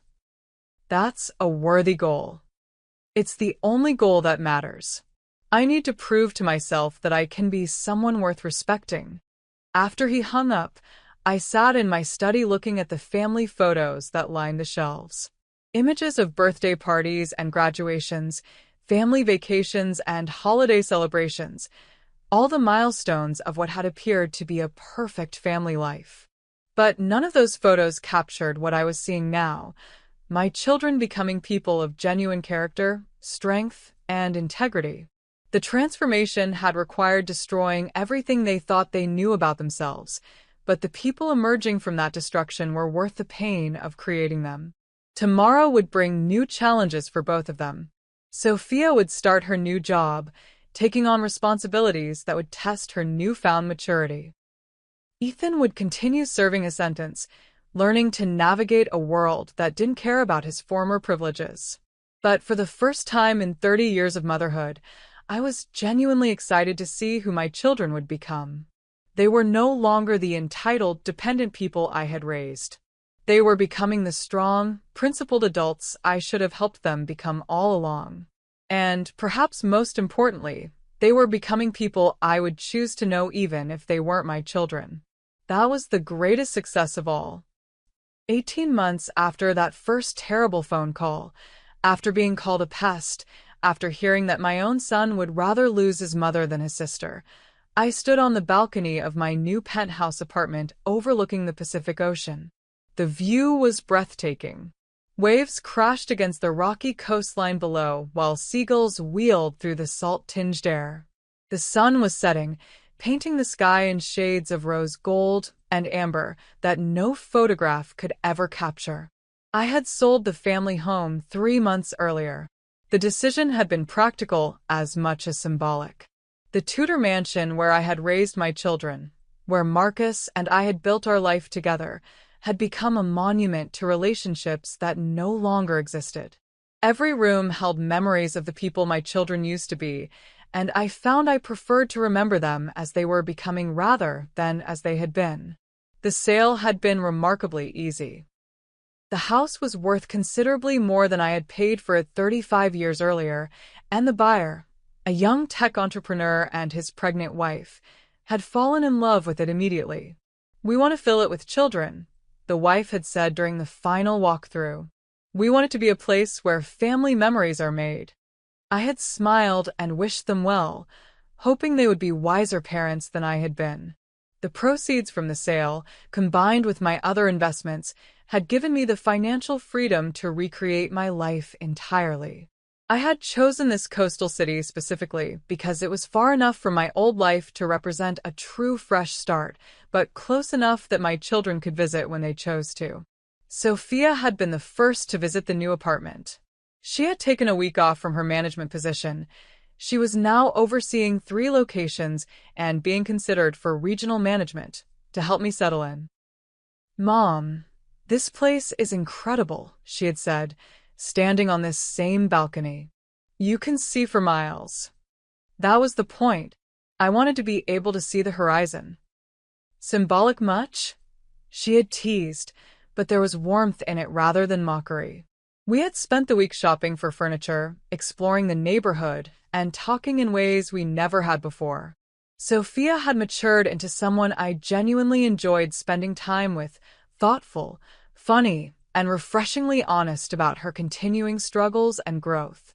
"Do you miss it?" she had asked on her last evening. "The old house, the old life, all of it?" "I miss Marcus," I had replied. "I miss the dream of what our family could have been. But I don't miss the reality of what it actually was." And what was it actually? A beautiful performance that none of us understood was hollow until it collapsed. She had nodded thoughtfully. "I've been thinking about that a lot lately. About the difference between looking successful and actually being successful." "And what's the difference?" "Looking successful means maintaining an image. Being successful means building something real." Ethan had been released from jail 2 months later. I had driven the 4 hours to pick him up, arriving at the county facility on a gray Tuesday morning that felt nothing like the momentous occasion it actually was. He had emerged carrying a paper bag containing his few possessions, wearing the same clothes he had been arrested in, now hanging loose on his thinner frame. But there was something in his posture, in the way he carried himself, that suggested prison had built him up even as it had worn him down. "Thank you for coming," he had said as we drove away from the facility. "Where else would I be? I wasn't sure you would. I wasn't sure I deserved for you to. You served your time, Ethan. You paid your debt. Now you get to figure out what comes next." What came next, it turned out, was a job at a legal aid clinic helping people navigate the justice system, people who couldn't afford private attorneys and were intimidated by the complexity of court procedures. The work paid a fraction of what he had earned at the prestigious firm, but it provided something his old job never had: a sense of purpose. "I spend my days helping people who are facing the same system that humbled me," he had told me during one of our weekly phone calls. "Ex-felons trying to get their records expunged, immigrants dealing with deportation proceedings, people who made mistakes and are trying to rebuild their lives." And how does that feel? Like I'm finally using my education for something that matters. Like I understand why I went to law school in the first place. Which was to help people navigate systems that seem designed to defeat them. I just got distracted for a while by the idea that success meant making rich people richer. Both of my children visited me for the holidays, the first Christmas we had spent together in 2 years. They stayed in the guest rooms of my penthouse, and we cooked together, walked on the beach, and talked late into the evenings about books and politics and their plans for the future. It was the best Christmas I could remember. "You know," Sophia said on Christmas Eve as we watched the sunset from my balcony, "I used to think happiness meant getting everything you wanted. And now I think it means wanting what you've earned." "And what have you earned?" Peace. "Self-respect. The knowledge that I can handle whatever life throws at me. Those are valuable things. More valuable than anything I used to think I wanted." Ethan, who had been quietly listening to our conversation, spoke up from his chair near the railing. "I used to think strength meant never having to ask for help," he said. "Now I know it means being brave enough to ask when you need it." "What made you realize that?" "Prison mostly. You can't survive in there without learning to rely on other people and having them rely on you. It's humbling, but it's also liberating, I guess." "Liberating how?" "When you stop pretending you don't need anyone, you can build real relationships instead of transactional ones." As I listened to my children, really listened, in ways I hadn't been able to when I was focused on controlling their lives, I felt a satisfaction deeper than any I had experienced during the years of their apparent success. These were people I was proud to know. Not because of what they owned or whom they knew or what images they projected, but because of who they had become when stripped of every advantage except their own character. "Can I ask you both something?" I said as the last light faded from the sky. "Of course," they said almost in unison. "Do you understand now why I did what I did?" They looked at each other, and some communication passed between them that I couldn't interpret. "We understand that you saw who we really were when we couldn't see it ourselves," Sophia said finally. "And you loved us enough to risk losing us completely in order to give us the chance to become better people," Ethan added. "Do you forgive me?" "There's nothing to forgive," Sophia said. "You gave us the greatest gift possible, the opportunity to discover our own strength. Even though it meant destroying the lives you thought you wanted? Especially because it meant destroying the lives we thought we wanted," Ethan replied. "Those lives were built on foundations that wouldn't have lasted anyway. And this? What we have now. This is real," they said together. The next morning, Sophia left to return to her job and her apartment and her carefully constructed life of genuine accomplishment. Ethan departed for his small studio apartment and his work helping people navigate legal systems that had once seemed designed to exclude them. I stood on my balcony watching their cars disappear into the distance, and for the first time in 30 years, I felt no anxiety about their ability to handle whatever challenges awaited them. They had become people who could survive anything because they had learned to rely on their own strength rather than external support. They had become people worthy of unconditional love because they had learned to earn the respect they once demanded. They had become people I was proud to call my children. That afternoon, I did something I hadn't done in over a year. I called Patricia Hamilton. "Victoria," she exclaimed when she heard my voice. "How lovely to hear from you. How are you settling into your new life?" "Very well, thank you. I'm calling because I heard some interesting news about Devon." "Oh." Her voice became cautious. "I heard he's engaged again. To the daughter of that pharmaceutical executive from the East Side." "Yes, that's right. A lovely girl from a very good family. I'm sure she is. I just wanted you to know that Sophia is doing wonderfully as well." "Is she?" "She's been promoted to regional manager for Monica Chen's boutique chain. Quite a success story, really, from part-time sales associate to regional oversight in less than 18 months. How nice for her. And she's seeing someone new as well. A wonderful man she met through her work.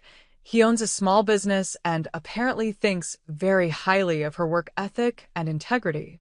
"I see. I thought you should know, in case Devon ever asks. It would be terrible for him to think she was still available or still the same person he used to know." "Of course.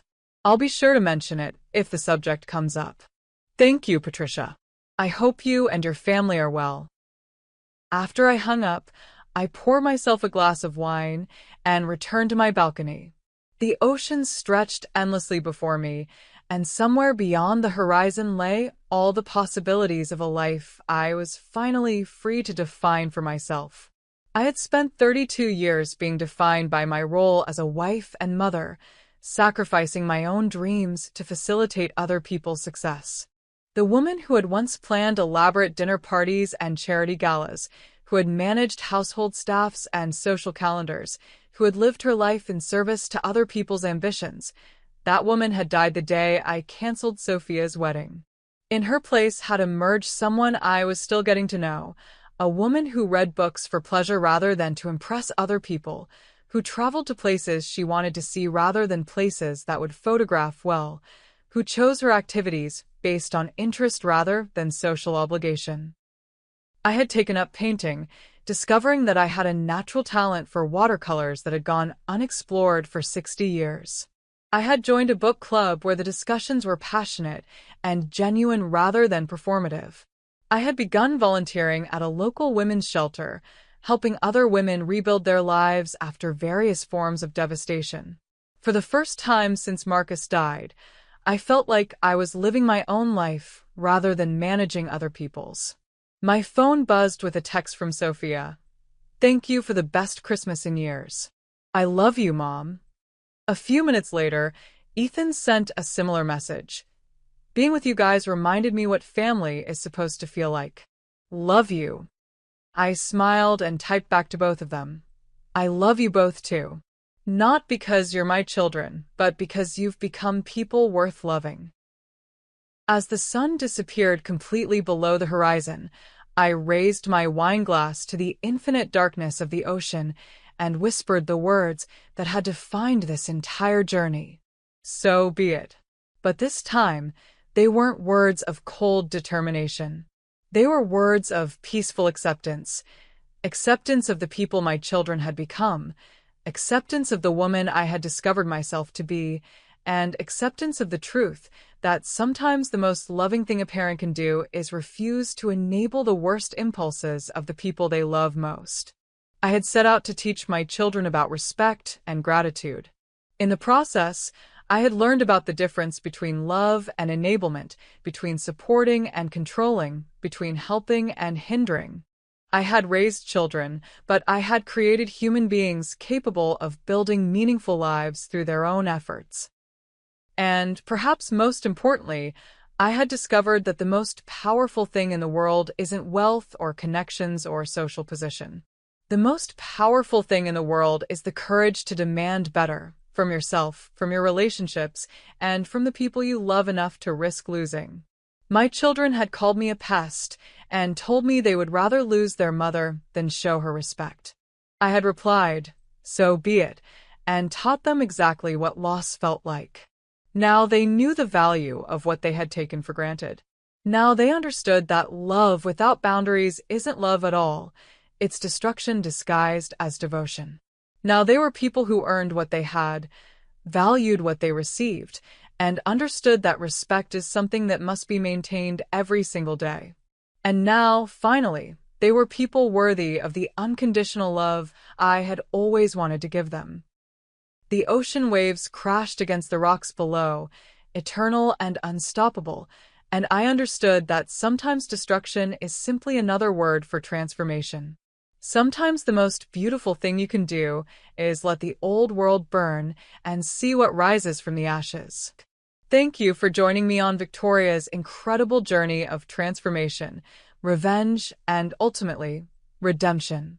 Her story reminds us that sometimes the most loving thing we can do is refuse to enable destructive behavior, even when it means watching people we love face difficult consequences. Victoria's methods were extreme, but her message is universal. Respect is earned, not demanded. Love without boundaries isn't love, it's enablement. And sometimes the greatest gift we can give someone is the opportunity to discover their own strength. If this story has resonated with you, please take a moment to like this video and share it with someone who might need to hear it. Your support helps us continue bringing these powerful stories of family dynamics, boundaries, and personal transformation to people who need them most. Have you ever had to make difficult decisions about family relationships? Have you found yourself in a situation where setting boundaries meant risking important relationships? Share your experiences in the comments below. This community is here to support each other through these complex family dynamics. And remember, if you're struggling with family members who take you for granted or disrespect your contributions, you're not alone. Our book, Reclaiming Your Peace After Pain, offers practical strategies for setting healthy boundaries and rediscovering your worth. You can find the link in the description box below. Your story matters. Your boundaries matter.